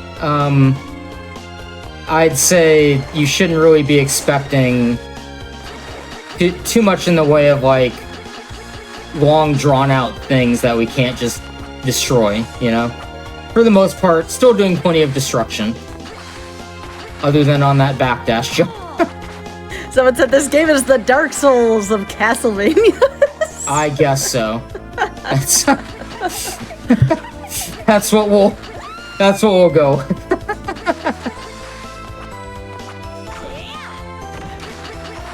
So there's a bunch of different ways to backdash cancel in this game. We'll even be getting another one later. But so far, I've been canceling with the knife, and occasionally I'll cancel with weapons, but a lot of the backdash canceling is going to be off of this Magnus glyph, which is the thing that lets me grapple. But yeah, you can see that circle around me as I backdash. That's letting me backdash faster by pulling it up in between each dash. However, something to note is that doing so does lower your stamina bar, so you need to be a little selective with where you do it. Like, there's going to be times where your bar just hits 0 and it's like not an option for a while, and you might be in the middle of enemies.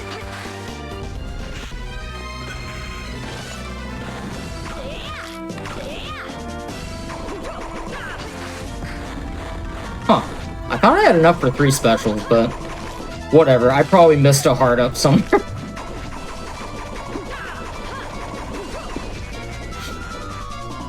Hard ups are a pretty big deal in this. When you start getting towards endgame, there's a lot of weapon specials that factor into the boss losing their HP quicker. So you need to be able to have enough to melt almost the entire health bar of some of the final bosses.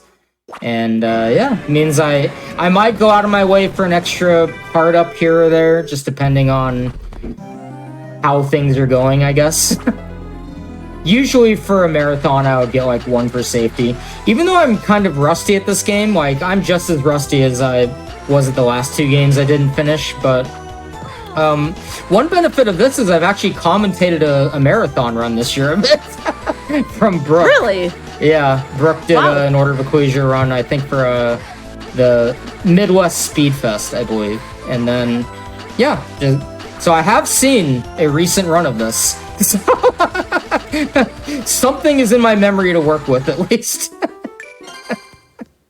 I mean, that counts. And again, you can always bring notes to these too. Like if you couldn't remember where to go, notes are always permitted during notes are no fun for me. Oh my gosh. We need some suspense. Will Rom get lost today? Find out. Yeah. That's what I should have put in the tweet, dang it.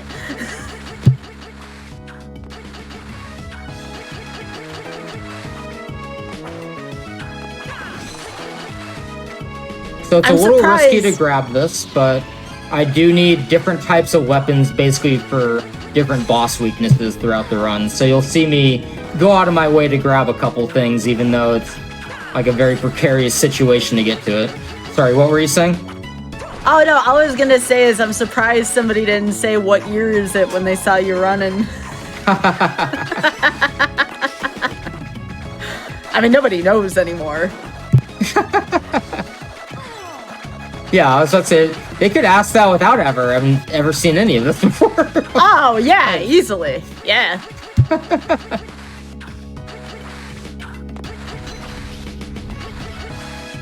I do like doing challenge runs of this game as well, so there's a mode in this that is pretty much designed for is designed for New Game Plus. Like, you would keep your abilities before attempting. I'm dead. Maybe? Maybe I'm not dead. Not dead. We're starting this already? Oh no, Rob. We're only in like the 3rd area. But yeah, I have played level 1 hard mode, which is designed for like New Game Plus, so you can have a bunch of abilities while never leveling up. But I like doing level 1 hard mode without any of that going into it. Just a fresh file, level 1 hard mode. And so I feel like I've done that enough where if we get in situations where I have 12 HP, I can at least get out of it, usually. I have enough improbability in this. How are you not getting motion sick during this? Because this is giving me Super Ghouls and Ghost vibes, and I'm just like, oh my gosh, I couldn't look at the screen right now. I'm like trying not to. Because I am looking so hard at just Shinoa and no one else. Oh my gosh. Well, first of all, the clouds were moving, then the waves were moving, then there was something else. That's too much for me. There's a reason why I like 2D games without all those layers on it. This is the game from 2008, mind you. They were trying. They were trying to show you what that DS could do, baby. That's what I think it came down to. This is a little too much. A lot of those things. Oh my goodness. Like, again, I have to like slightly look off camera because that is making me slightly motion sick. Well, I'm sorry about that for anyone else who has that problem. I would recommend if you ever do run into that problem, try and look either at just the webcam, hi, I'm here, or you can look at just Shinoa.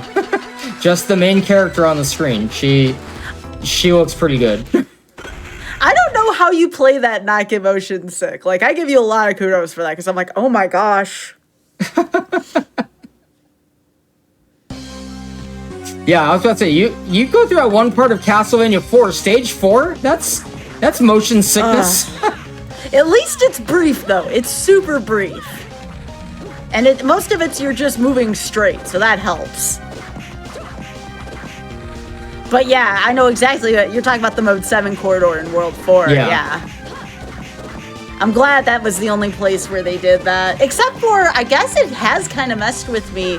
When you're going up in the second part of Stage B and that blade spinning at you and the platforms are going, that's actually kind of difficult because I have to look at where I'm stepping. Yeah. Oh, again, folks, if you do not know Rom Scout, first of all, please give Rom a follow here. I'm not going to copy and paste that raccoon picture. Hang on, let me get this in the chat. It's fine if you do, honestly. All right, right here. I'm about to miss them in the chat. Follow the runner if you're watching on YouTube. That is twitch.tv/RomScout. RomScout, ROMSCOUT, all one word. Rom prefers lowercase, and yes, that is relevant. This has been the week of lowercase speedrunners because the Author Blues was on yesterday, all lowercase, and now today we have Rom Scout with all lowercase, so that works out. Just casually got myself down to 16 HP again. Had to do it for the fans at this point. I think between every save, we're just gonna almost die. Just keep it fresh. If you die, does the run end though, like the last game? No. Okay, all right, so it's less nerve-wracking at least. That's good. And there's a lot of saves in this. And this is actually the shortest save animation of all of them too, so it's the least amount of time wasted to save. So you're gonna play at the next couple events I attend, right? No matter what those events may be. I'll couch for you. I think there will be a little more justification to it if I'm streaming more regularly. Yeah. Yeah.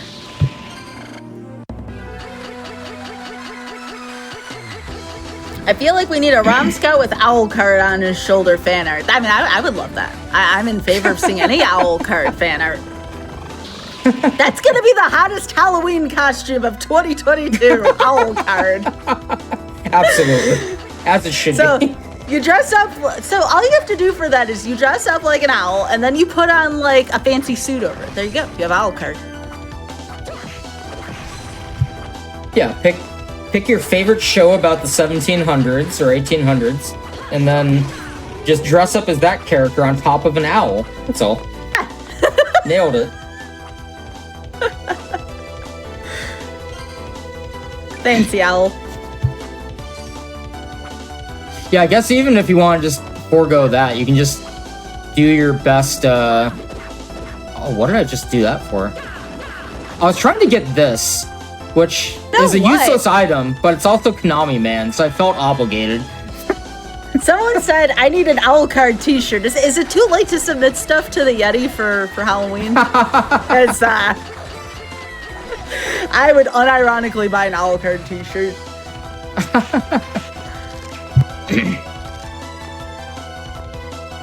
So what's coming up next here, Rom? We have a pretty risky part coming up. It will look very simple, but I have to get caught by the light here, and then time 2 things not like that. I'm dead. two hammer swings in a way that would have hit the Tin Man, but... Okay. Turns out, I did the other thing, which is die. That was the second option. Fine, though. We won't lose as much HP going into it this time. But yeah, you need to kill that guy because you get the strength ring from it, which is just like a huge stat boost to your attack. Most of these chests that have random rings and stuff actually have the same amount of HP. Most of these chests have randomized items from a set pool, but there's certain situations like killing this robot that spawn set items. So that's what the strength ring is one of those guaranteed ones if you can manage to earn it.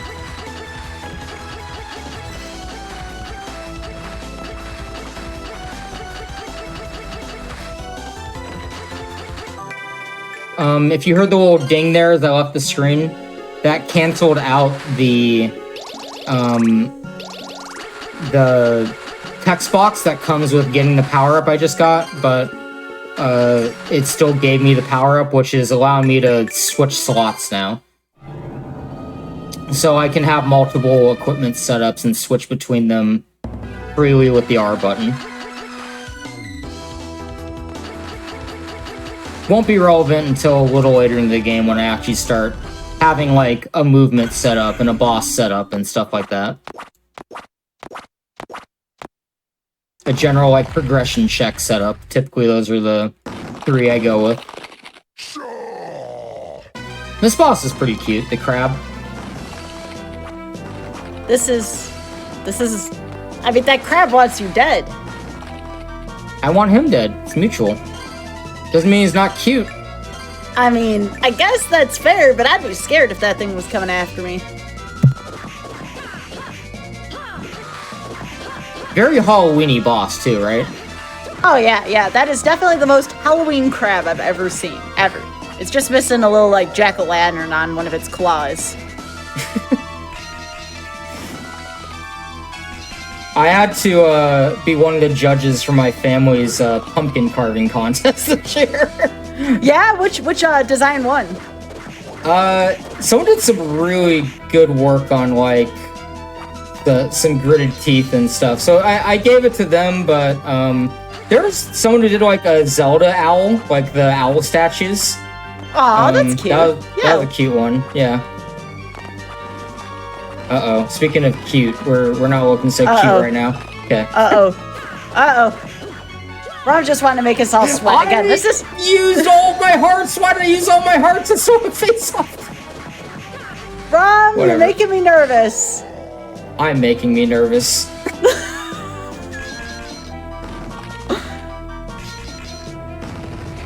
Chad, everybody buckle up.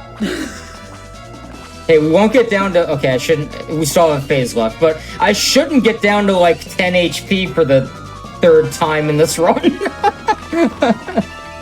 So, Chad, is this crab friend-shaped? What do you think?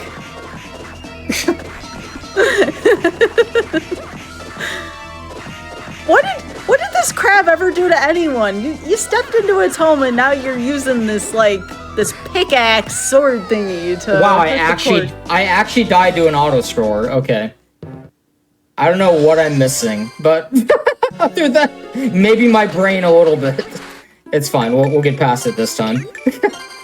But yeah, no animal that big should choose like the local lighthouse as its place to hang out. I'm sorry, that's your bad. Yeah, what's the crab doing in there? I feel like there's some backstory we're missing. They tend not to fill in the backstory of most like random bosses in the game. Just assume stuff's going crazy. There's some cult that wants to revive Dracula. Yeah, the usual. Some Belmonts may be needed, but don't exist anymore. Oh wait, no, there's...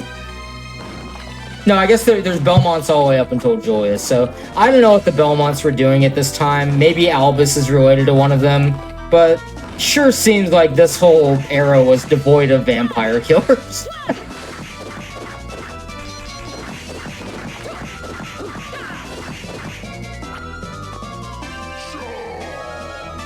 Fine, we said an hour 20. I mean, we can still do like under an hour 10, I think, with that multi-minute death we just took.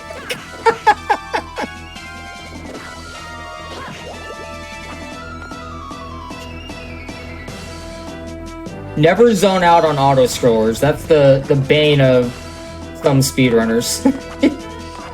SMB3, you gotta stay awake for all of those final levels, you know? Oh, yeah.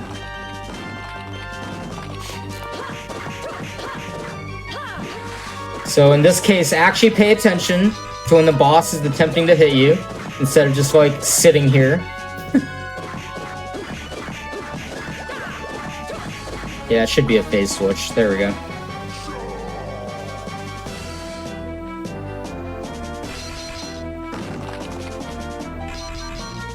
Oh, right. Thank you for reminding me on the lore there. Yeah, that is true. The village, all the villagers we're saving, everyone in that town is keeping the Belmont clan alive, so good for them. Glad they have something to do. While someone else is saving their ass, I'm glad that they're the ones keeping the vampire killer clan alive. Yeah, from all the deadly crabs out there, it's no longer about vampires, it's about crabs now. This looks like something out of Metroid, Rom. Like, this just looks like something that would randomly happen on Metroid here, not in a Castlevania game. Eventually, didn't both series just become the same thing? Isn't that why it's called Metroidvania? I thought they're just the same game at this point. I mean, you're not wrong. I would agree with that. I could say Metroid Dread has some very Castlevania-like things in it. Crab Friend got squished. Good. We can stay under estimates still. Vampire crabs, that's a thought. That's a thought.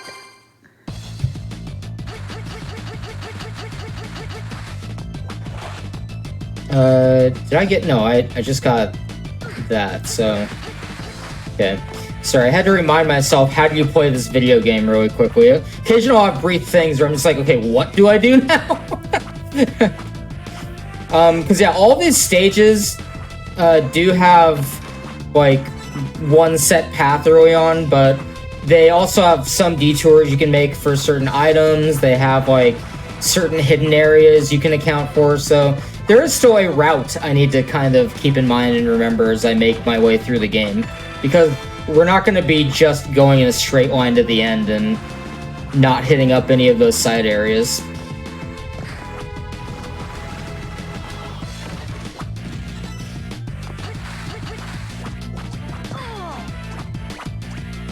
I hope this is right. It's one of these two doorways. All right, we guessed correctly. I mean, we totally knew where we were going.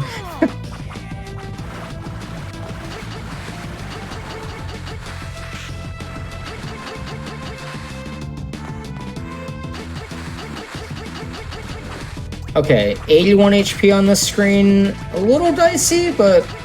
Oh no, we made it past the octopus screen, so we're actually fine. I didn't need to worry that much. I'm just freaking myself out, I think, out of habit at this point. Just like, from the other two runs, I'm just like, okay, we have a lot to keep in mind. How to not die, ever. You know, it's odd that you mentioned the other two runs. Do any of these games just blend together for you after a while? A little bit, not as bad as some. I forgot what I was supposed to use to hit this faster, but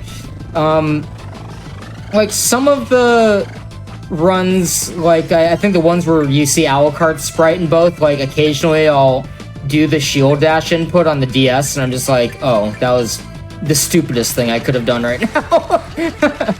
Oh, there's shield dashing in this game though. I'm doing a shield dash now for the rest of the game, most of the rest of the game, with the glyph I just picked up. So both this game and Soden have it. But yeah, occasionally I'll do like the wrong input in that case, but most of them are pretty distinct enough games that I don't run into that issue, fortunately. But other games, yeah, that happens all the time. The Mega Mans? Like, forget it, man. I'm gonna do something from one of the other Mega Man games that I'm not currently playing anytime I'm playing it. I would love to see you do SMRPG or Mega Man sometime, Rusty.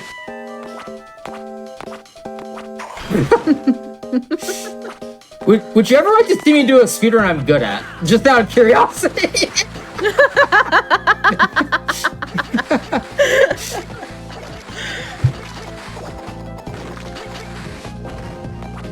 Although currently that's a pretty limited number, so we have some work to put in there. I live with someone who has like 100 speed games, who probably, you know, isn't very well versed in most of them, because I mean it's 100 games. I mean, how many did you have originally? I made a list of this once actually.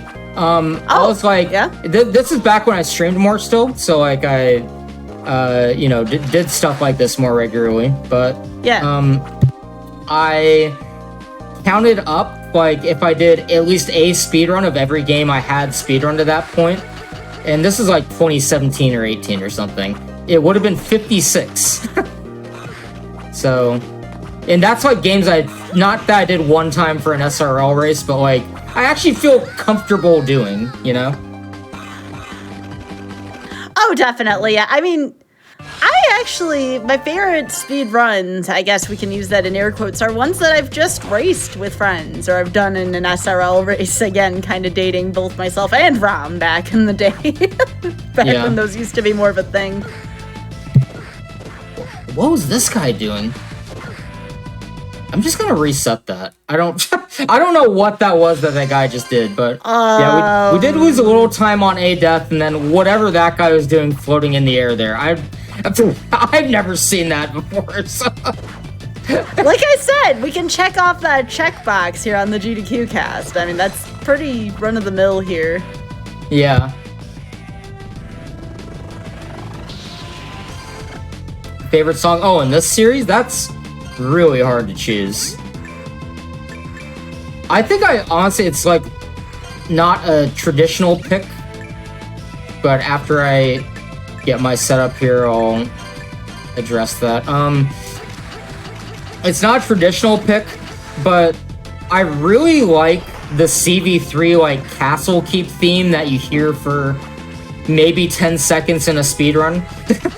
And which one? It's the keep right before, like the Dracula final fight theme, basically, like in Castlevania 3, and then the rendition of it in Portrait of Ruin right before the final boss fight. Like that's a real good banger to me. We're saving in between these sections now.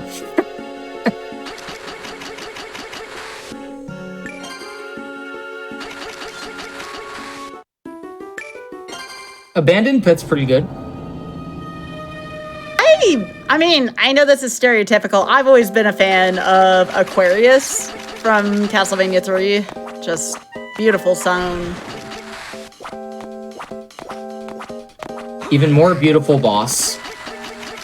Oh yeah. Yeah, depending on which one. There's Courtyard and there's Sunken City. Yeah. And then, of course, one that really never gets talked about too often. I always thought Demon Seed was always a fun one. And that's from the Alucard Path. The Catacombs. I want to say it has a remix in one of the games, but I forget where it shows up. It wouldn't surprise me. It's so good. It's so good. And then, of course, also another one that doesn't get talked about as much, the stream level from Castlevania 3. It's just fun and it's jazzy. Okay, I remembered to do something this time. I'll probably have to use a potion still, but hey, that's alright.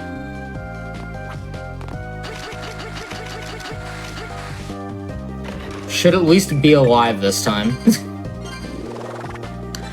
Yeah, I mean, no matter what Castlevania you listen to, no matter what gen of Castlevania you listen to, it's always good music. You're always in for a good time in terms of audio.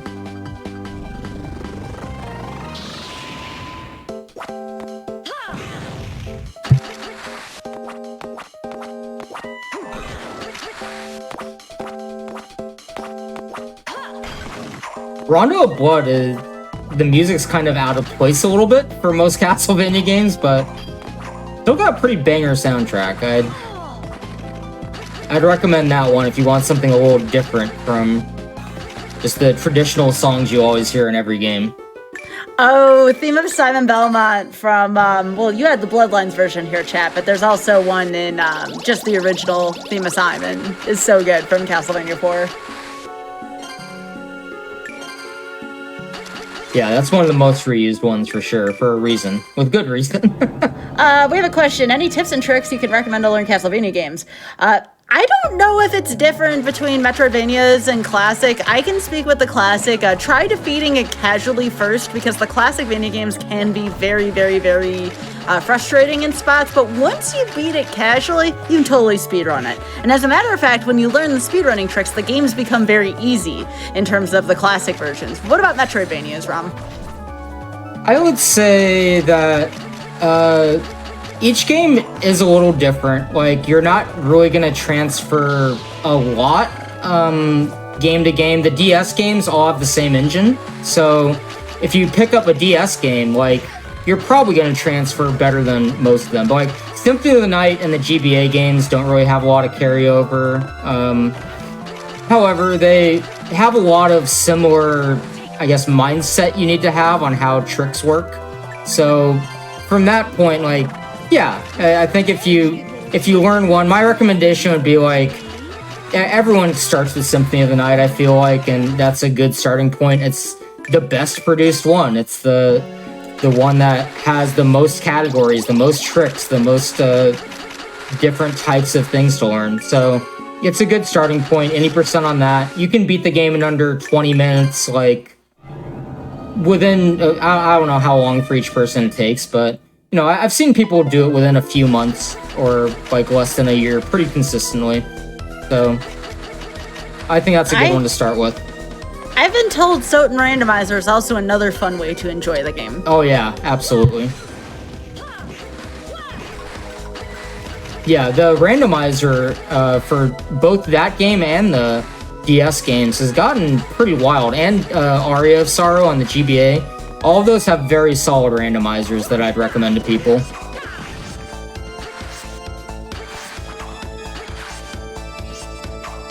And the fun thing is, once you get into one of them, you can probably get into some of the others a little easier. So, for example, and I mean, this is even cross-franchise in difficulties. So, like, I grew up with Castlevania 1, 3, and 4. So, I think an equivalent in difficulty, not in the Castlevania series. You know, if I ever had the patience, and I think I can, to pick up Ninja Gaiden, for instance, you know, like, some of that patience can translate over between games. It really opens up your speedrun repertoire more. They brought those back too, huh, Ron? That's the same skeleton creatures from the end of 4 over there. Dollham, you bet. That's like the same sprite. Are you kidding me? He's in Rondo with that same sprite too. I am not surviving this. I don't. You don't have anything that can help? You can waste this early and see how that does. Wait, I have an idea. I think I just had just enough hearts. We're doing a level 1 hard mode strat. Oh no. Alright, we have no hearts now. So now it's a little trickier. Wow, Rob. Is this Castlevania or Jurassic Park? How much health did I just have? 69. You had a nice just amount. over half. I lost just over half. Where's my? Oh no. Where's anything? I have nothing. I have absolutely nothing. You can't eat rotten meat. Right? Rotten meat. Rob. Rotten meat puts you to 1 HP. No. Wait, I have an idea. The last time you had an idea, it didn't seem like a great one. No offense. This is a great idea, which is get more health and get more hearts. Okay. That's all my idea. I'm for that. I'm just saying the last time you said I had an idea, it didn't work out too well for you. So that's why I asked you to reconsider, you know? I mean, honestly, that shield thing I did, like, probably would have been better use of hearts than any time I used the hammer in the cave there. For survival. That was great. That was so good. I am collecting villagers on this run. You don't even get an ending with the credits in this if you do the bad ending. You just get a game over screen with the ending. So yeah, you do have to collect all of the villagers and unlock Castlevania to finish this. What's up? We have a question from the chat. Where is Castlevania 64 rank on your tier list of Castlevanias? That's funny. Yeah, that's about the answer. Funny I would enough. We'll have just to. say I got distracted from that. Well, I think that it's endearing, it's charming, it's a little jank, and I think they knew that as they made it. So, yeah, it's charming. That's how I would say it. It's as far as like tier list of things I would go back and play. No, that thing's going straight toward the bottom, like bottom quarter. Above Game Boy games, probably below any of the games you'd ever see me play for an event. It's below the power gap.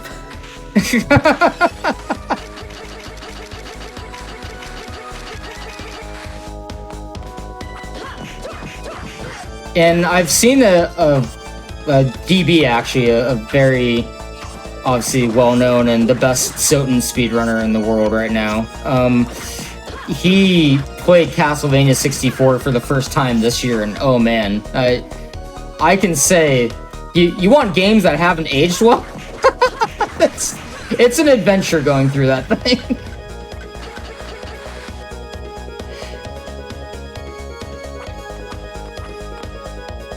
Well, we're doing better on HP than last time, for what that's worth.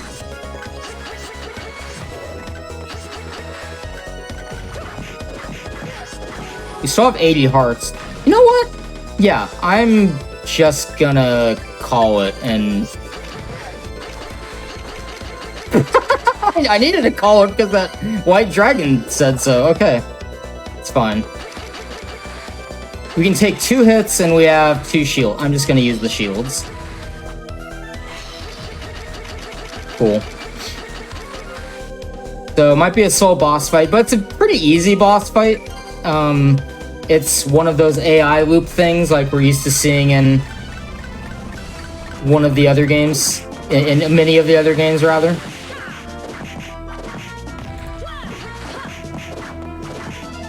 So yeah, this boss, believe it or not, does have a variety of attacks, but not this time.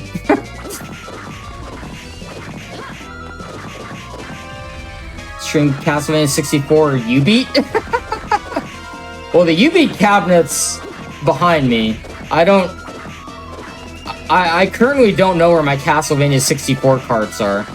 That's actually probably a lie. I don't know where exactly on the shelves those carts are. I'm definitely not motivated enough to go get them right now, so... I'd currently put U-Beat ahead. It's more likely. Even though both are pretty close to 0.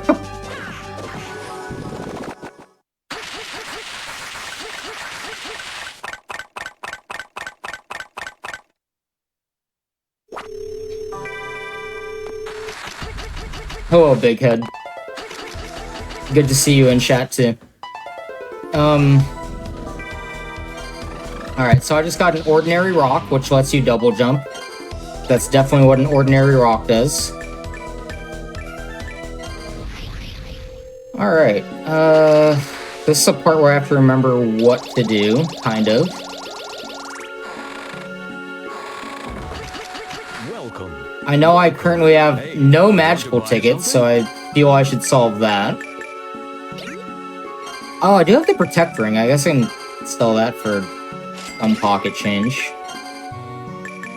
I can chug meat instead of potions from now on. That's always a nice thing to do. I thought I could buy magical tickets. Oh, I'm on sale. Buy. I need like 3. We'll go 4. What else do you get here? You get battle boots? No, I get battle boots after the... Right, I'm just getting...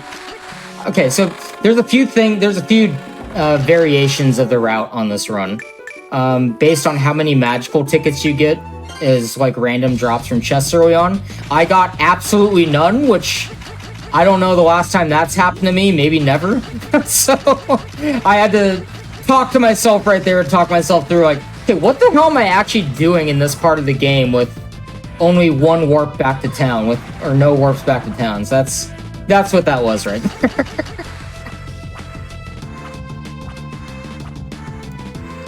Ram, I am so excited to see you stream this again. So again, for folks who weren't here in the first couple hours, where can folks find you and what do you plan on streaming and what time of the day do you typically stream so folks know? Yeah, well, typically you'll find me on Twitch at RomScout. I'll probably put some stuff on my YouTube as we do streams and pull content from that, but yeah, typically on Twitch around 9:30 p.m. Pacific, about 4 days a week. It changes. I have a very busy work schedule that involves traveling too, so I tend to keep people in my Discord kind of up to and Twitter up to date on what's up there. But yeah, tomorrow will definitely be a day I am streaming, and we need to run back on Soten. I can't say I've ever been mercy killed on a Soten run before. I mean, that's just called, that's Rust, you know? That's just something we had to get on our bucket list, right? We just, oh yeah, the one game we've never been mercy killed in, we have to do it on that one. Okay, and we have to go back and get a villager here.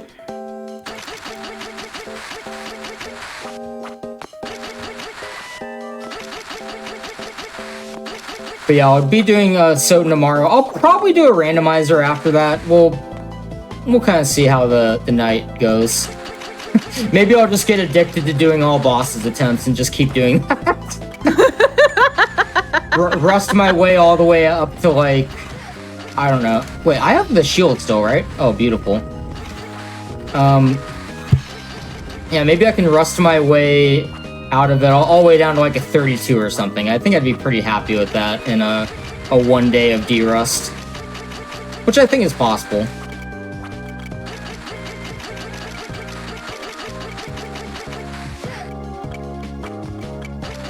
And at some point in this month, Guy and I have to race the classic Vanias. Yeah, we very much do. I think that would be fun. I'm going to be just as rusty as you are in those, so it'll be a fun time.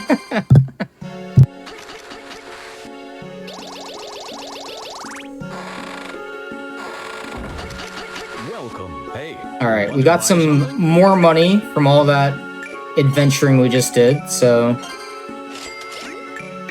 should be good on everything I should ever need the whole rest of the run.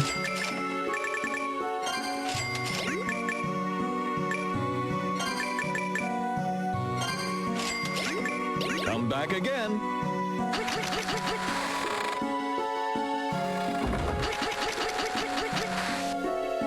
You're not sure shield what's... Look, it's a magical shield. Excuse me.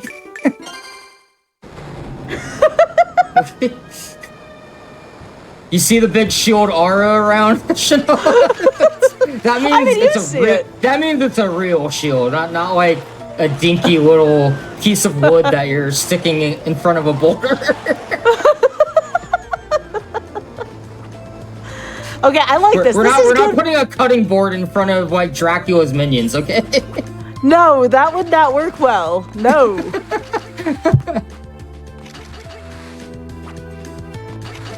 Although that would be a funny follow-up game, is like just the Belmont who didn't like pay attention in school and is just like using something he got out of his kitchen as like a whip.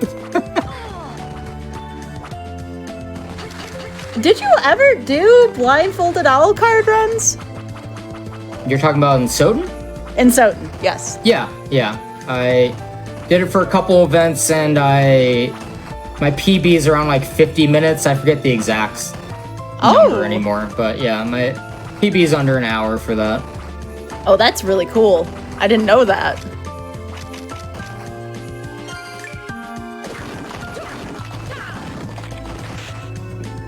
I wouldn't ask you to mercy kill that though. That would be a little too much. Luckily, neither did GDQ, and I went over estimate on one of those. Oh my! I didn't know about that story.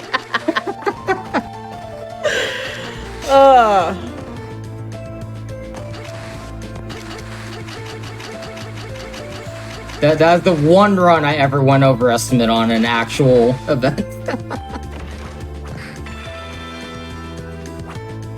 I mean, it does happen. But hey, after the last event you did with us, I think that you know what that feels like now, having to go over estimate like every other run. Especially when you're reliant on RNG. Yes. Especially when Ron rolled my team and I'm like, what is this hot garbage?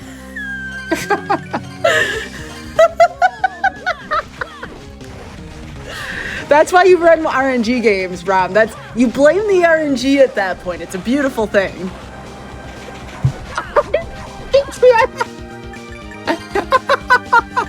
It's happening. 6? Yeah, that's par for the course. Rom, why? Rom's just showing off for everyone now. I'm not good at video games.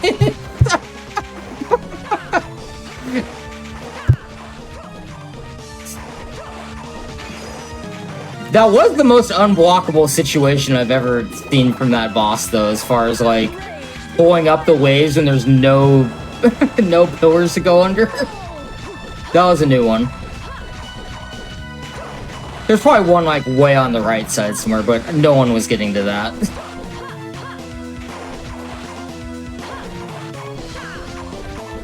Yeah, did something? You just sitting here? I'm always scared when the bosses aren't doing anything, because like, okay, what are they about to pull out of their hat? Well, I thought you were thinking, did they break it? Or did you break it? I have actually broken the AI of a boss before on this game, accidentally, and then it ended up being like an optimal speedrun strat. Okay. Well, if there's one boss I could have predicted a death on, it was that one, so... it's really not that complicated of a boss, it's just that when you're trying to get in the face and attack nonstop, the amount of time you have to react on these cues to, like, backdashing or ducking on each of the hair and the swipe are pretty low. Like, I don't know how many frames, but it's not easy without practice, that's for sure. The wave thing, though, is really the reason I died there, and there's no way that should have happened. Well, you were telling the boss to do something, so the boss did something, Rob, to be fair. Sure was. Kind of my fault.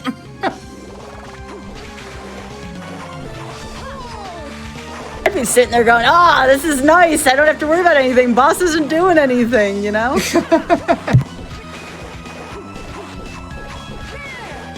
You know, I feel when we're having rough times in video games now, I can just say, you know what, it's Alucard time. I love Alucard. Everything will be happier again. I am. I'm keeping that art. That art's so cute.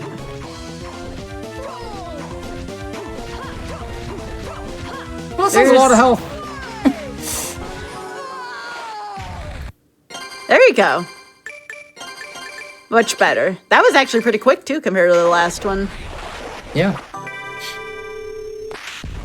Let's see where we are on the timer real quick here. I'm seeing 47 minutes, and again, that's counting up, Rom. So. Yep, I also have a timer going in front of me. Oh, no, Rom's like, I know what time it is.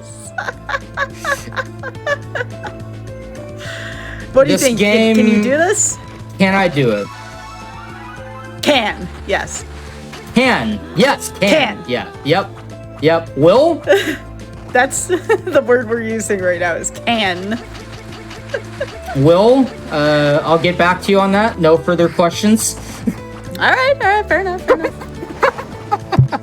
Oh, here, we'll get Vic Viper, because that's cute. I think I got Konami Man earlier.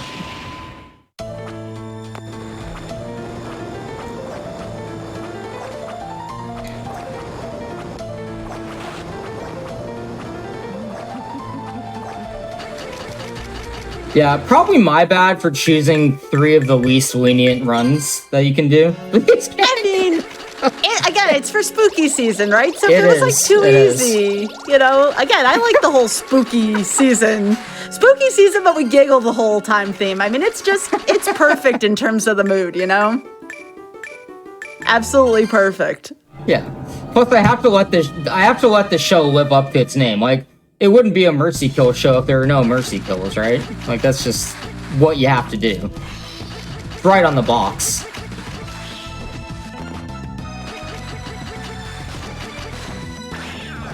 I have no idea what that was. Okay, sure. An enemy just decided to be friendly to me. I have no idea why.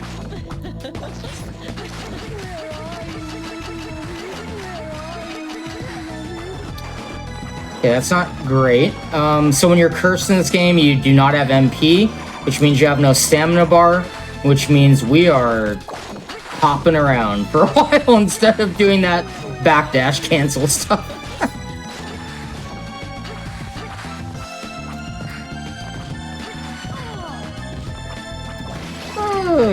Low on HP.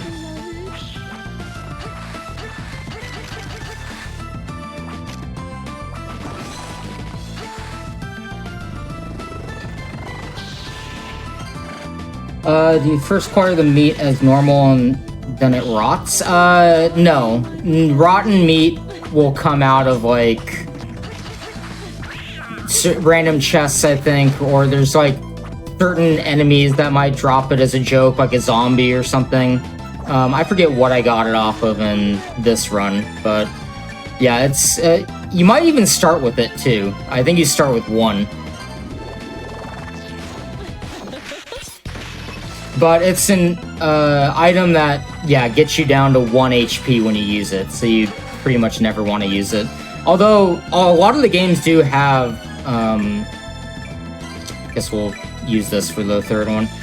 A lot of the games do have a mechanic, especially like a late game ability, where you can do more damage if you have very low HP. So it is useful for that, I guess, if you want to have a use case for them. Also, there's things that flip the items that hurt you, and if you're wearing like some zombie ability to eat bad stuff, to eat dubious food, as you may call it, then you can also use that to heal instead of have them go down to 1 HP. That is a tall enemy. He's a beefer, yeah.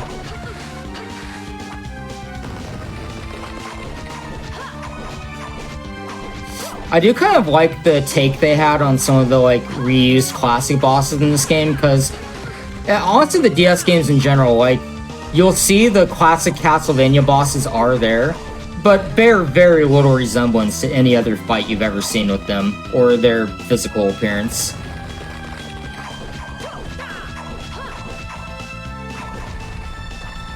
This guy on level 1 hard mode is ridiculous, because all of those things that fall from the ceiling, like, will also kill you. So anytime he does that move where he, like, makes things fall from the ceiling, it's like, uh-oh. Am I just dead? Yeah, I was gonna ask you about that, especially for some of these larger enemies that we're seeing. Like, how big are the hitboxes on some of these? Pretty big. Like if I didn't duck at that one spot, I was taking a hit. If I was maybe like a few pixels to the right or left there, I was getting hit when ducking under him.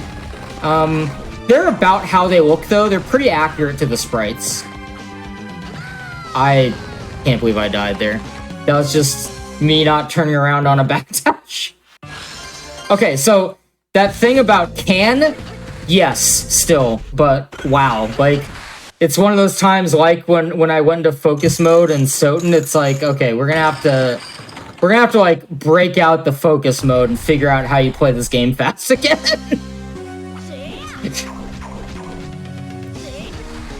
More varieties to make bad choices, exactly.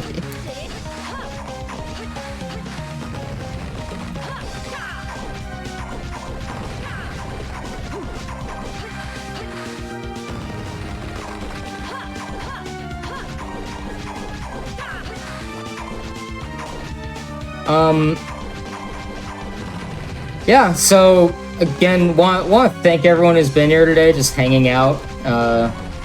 Maybe in some cases watching games you wouldn't normally watch. So thank you for getting into the spooky season with us. Oh, absolutely.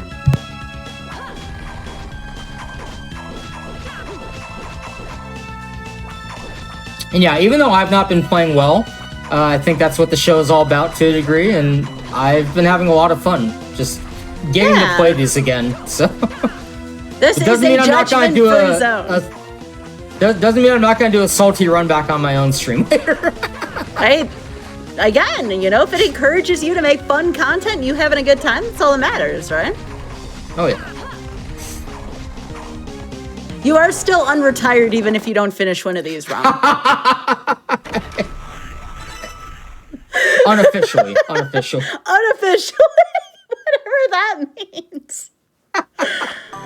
Look, we hold ourselves to the highest of speedrun.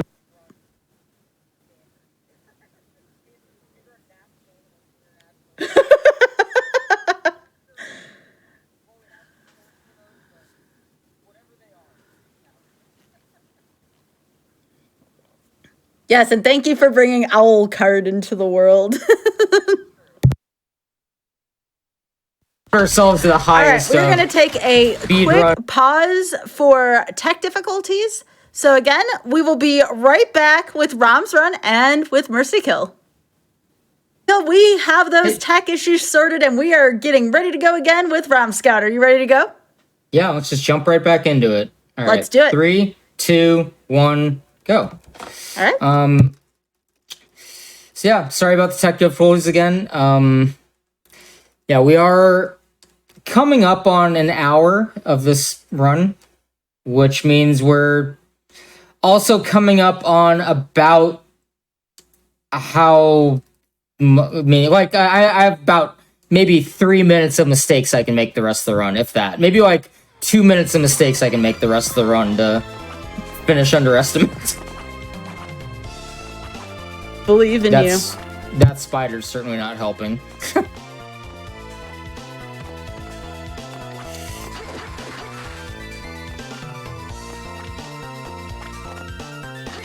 I'm glad you believe in me. That's one of us. Dude. Gotta have someone on our team, I guess. So thank you, Sky.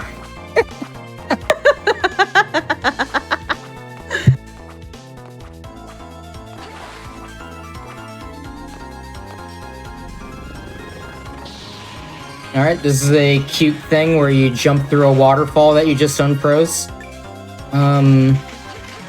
Guess I can just do that. Yeah. This is the Amanita, which is another item that gets you down. No audio. Huh, interesting. It's fixed? Okay. Let's say I didn't change anything in that regard, so should be alright.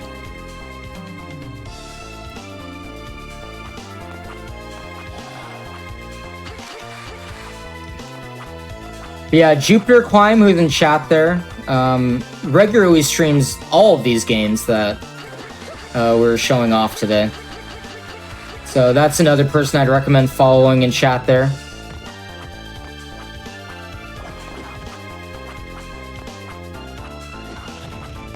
I don't know the exact number of records Jupiter Climb holds anymore, but the number's a lot. There's many categories in all of these games that Jupiter has put the best time forth on.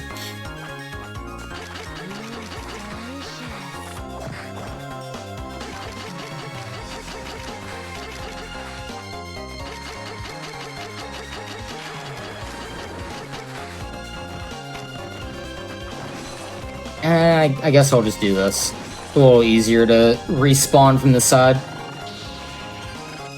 Ice is pretty. I agree with that. Ice actually is a big deal on one of the upcoming bosses, too. One of the bosses is weak to ice, so you actually get to see the ice glyph used a little bit. In combination with another, of course, not like we're just spamming icicles on things. We're making a statement with them. Shinoa an E%? Oh, Jupiter won't? I don't know what Jupiter would have against Shinoa an E%. What? You're good at Albus already, like, I think. Wouldn't be that hard to adjust. Yeah, those were owls, and yes, now, y'all just reminded me, there's owls in Castlevania 3 as well in the forest.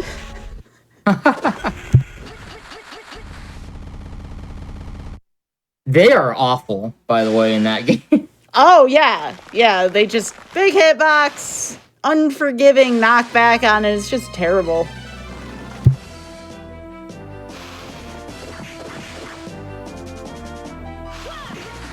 So this boss, the gimmick with it, as far as, like, a speedrun is concerned, is managing your... I guess controlling your neutral game. Managing your proximity to the boss, because when the boss does certain attacks, when it opens its mouth, it will either spit poison at you or these balls out, and the poison is like an unblockable. It just comes out like a massive spew. So you're either getting that or you're getting these balls, and your proximity to the boss controls which of those happens. Oh, I'm really not doing great on healing items either, or health. Alright, being rusty at this game's hard. Realize it.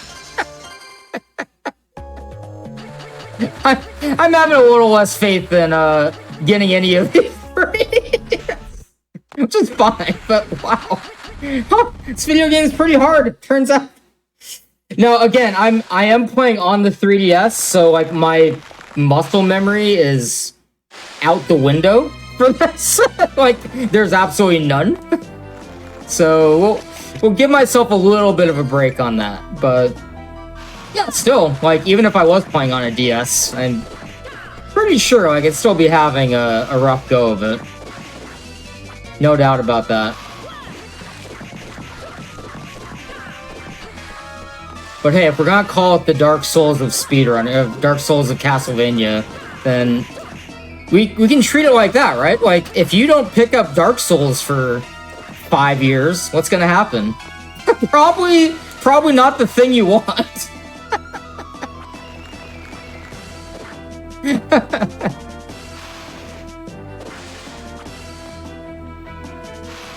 Jeez, dude, do something I can work with. Thank you. Oh wait, that's not the side I want to be on. Okay, so I think that's both pillars broken, which means we get a little swim from About Fishy Man 19 here. minutes left, by the way. 19 minutes. We'll be in the castle somewhere when this finishes. No! We'll get there. We'll be close. We'll be within a boss or two.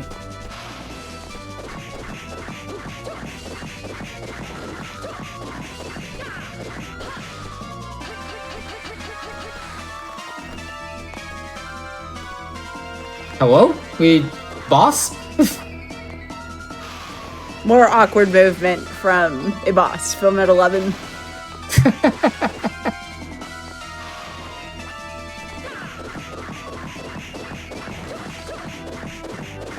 Yeah, I'm trying to remember if there's like I've been wearing my starting armor for the last like 30 minutes when I could have been wearing something. I'm like, wait, am I just like, these boss fights are taking a really long time. Am I just not wearing the right stuff? Turns out, no. No, I'm not. That could be a root cause, Ram. It's like these boss fights are really long.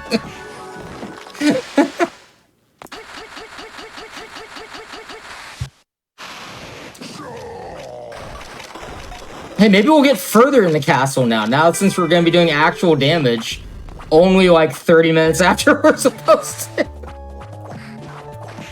Not bad. So people use notes for these things, huh? That's Yeah, people use notes. Pretty good idea. Yeah. Yeah, do this after this thing, and this is the sequence of bosses you should typically do, and don't do this without doing that. Yeah. Wow, yeah. These people are very smart. Props to them. A pad and paper, Ram. That's all it takes. A paper pad and a pen is all you need, and all your dreams can come true with these. That's all you need to speedrun, everyone. Like, look, you get notepad open. You're speedrunning. Play the video game with notepad open. That's how you do it. That's what I forgot to do. Welcome. Hey, want to buy something? It seriously happened to all of us. Don't worry about it. Like I said, this is a judgment-free zone, all right? Completely judgment-free. Judgment of all but one, at least. Oh, I wouldn't say that. I can't speak for the rest of chat. I'm allowed to judge myself, I feel. All right, you can judge yourself as well. Yes. Yeah. I wasn't talking about you. I was talking about me. Yeah, I was going to say, I've seen my fair share of a lot of things on this show. That's not the first time someone's forgotten something like that. All right. Oh, right, we talked to this guy. What do you even do in the video game to progress? There's a story thing in here somewhere. Someone in chat is absolutely right. They say you have to be able to read first. Do you know how many times I failed at something in a game because I just didn't read something? I didn't read the manual in something. I didn't read my notes. I didn't that is you laugh, you joke and chat, but that's a legit thing. I just sometimes just flat out don't read things and then wonder why things aren't going right. From a casual playthrough to a speedrun, just reading is powerful in video games, okay? Even in this game, like, an old meme that is in the community is the menu boss. This the concept of, like, the boss is the thing you have to read a lot and, like, make very quick decisions with your cursor on. And, like, that sometimes can kill a run. I'm not even kidding. If you mess up one little thing on the menu, like, that's a huge difference in a boss fight occasionally. Or if you forget to unequip the thing that insta-kills you if you get hit.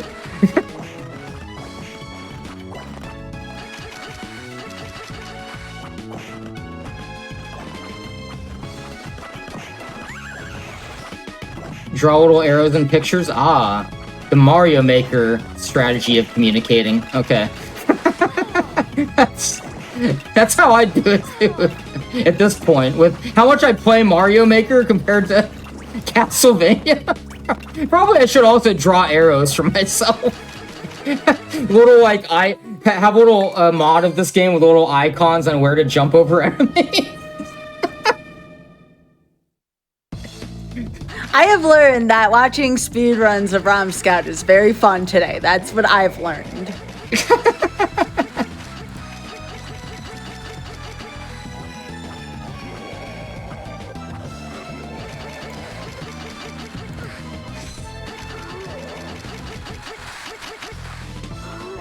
I will say, all these games are extremely fun casually, though. Like, oh yeah, give each of them a try, even if you're not sold on it from a speedrunning standpoint. This is bad. sacrifice a couple meats to get a much bigger healing item. Sounds like a good strat to me. Get out of my face, dude! Alright, we're playing the video game. We made it. We made it, everyone. Don't worry. I wasn't worried. Were you worried that whole time?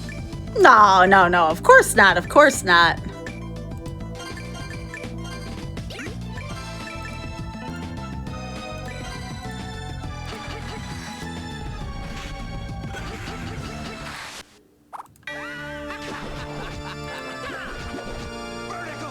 Alright, this is the boss I've accidentally AI looped before, but don't know how to consistently do that, so will not be featured in in this speedrun.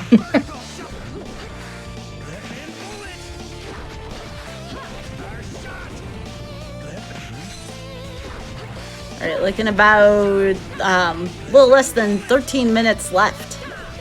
Yeah, we're not making it, but you know what? You get to see what the final area of the game looks like, which is nice enough for me. I could actually just mercy kill a few minutes early and show off a couple funny glitches. If we want to do it that way instead. I mean, I'm cool with that. Oh, I'm backdash canceling this too early.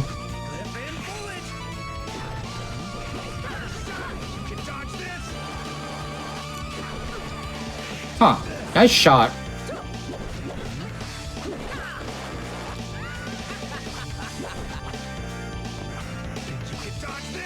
This boss is being a little annoying today. Yeah, just a tad. Just a little bit. Does have the funniest death cry.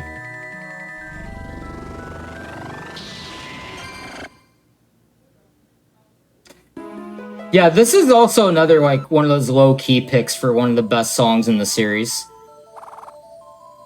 I missed a villager somewhere. So, yeah, cool. I'm trying to think, who did I miss? Oh, no, Ram. So, we're gonna do the glitches, but I'm trying to think, like, who did I actually miss on my way? You'd have to go back and watch the entire No, segment of the show. No. Whatever. I missed a villager somewhere, but yeah. So it turns out, the valuable lesson from today, other than speedruns can still be fun when you're bad at them, is practice if you actually want to finish speedrun. Well, except for this show, you can't practice and be on this show. No, not for this show. Oh, I adhered to that very much, but yeah, we can show off a cute thing. So,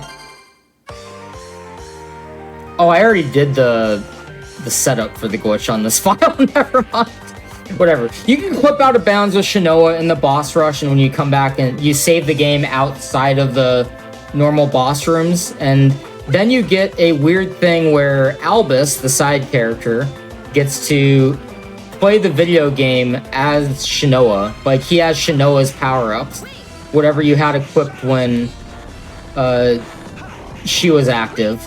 So you can do that flame kick he has that does a lot of damage and just kind of do a cute little float around the room with it, and you're invincible that whole time, and it's doing whatever damage the flame kick was.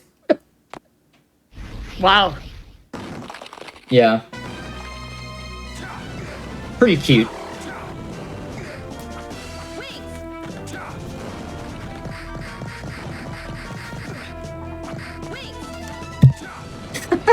I just like when, oh,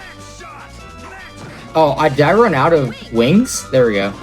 Yeah, I just like his standing animation when he is up in the air like that.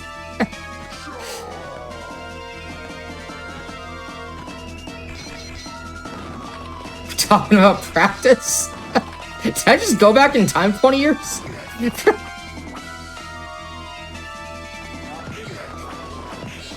I am happy the NBA season started, though. It's always a fun time for me. I've been enjoying football. Oh, yeah. And you actually have a team to root for this year that's actually doing something. and a team to root for in 20 plus years, all right? Let me enjoy it. No, I get to watch my football quarterback just jump over everything now as a meme on the internet. Everything's wonderful.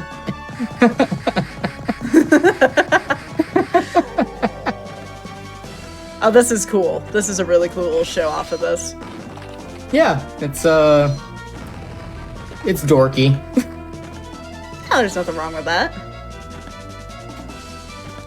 Plus, you get to see the crab more. You loved the crab, I could tell. You had a you had a spiritual connection with that crab.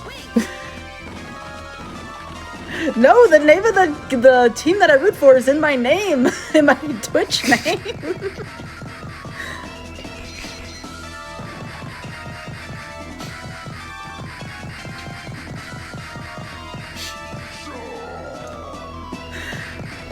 So, anything else cool to show, Rom?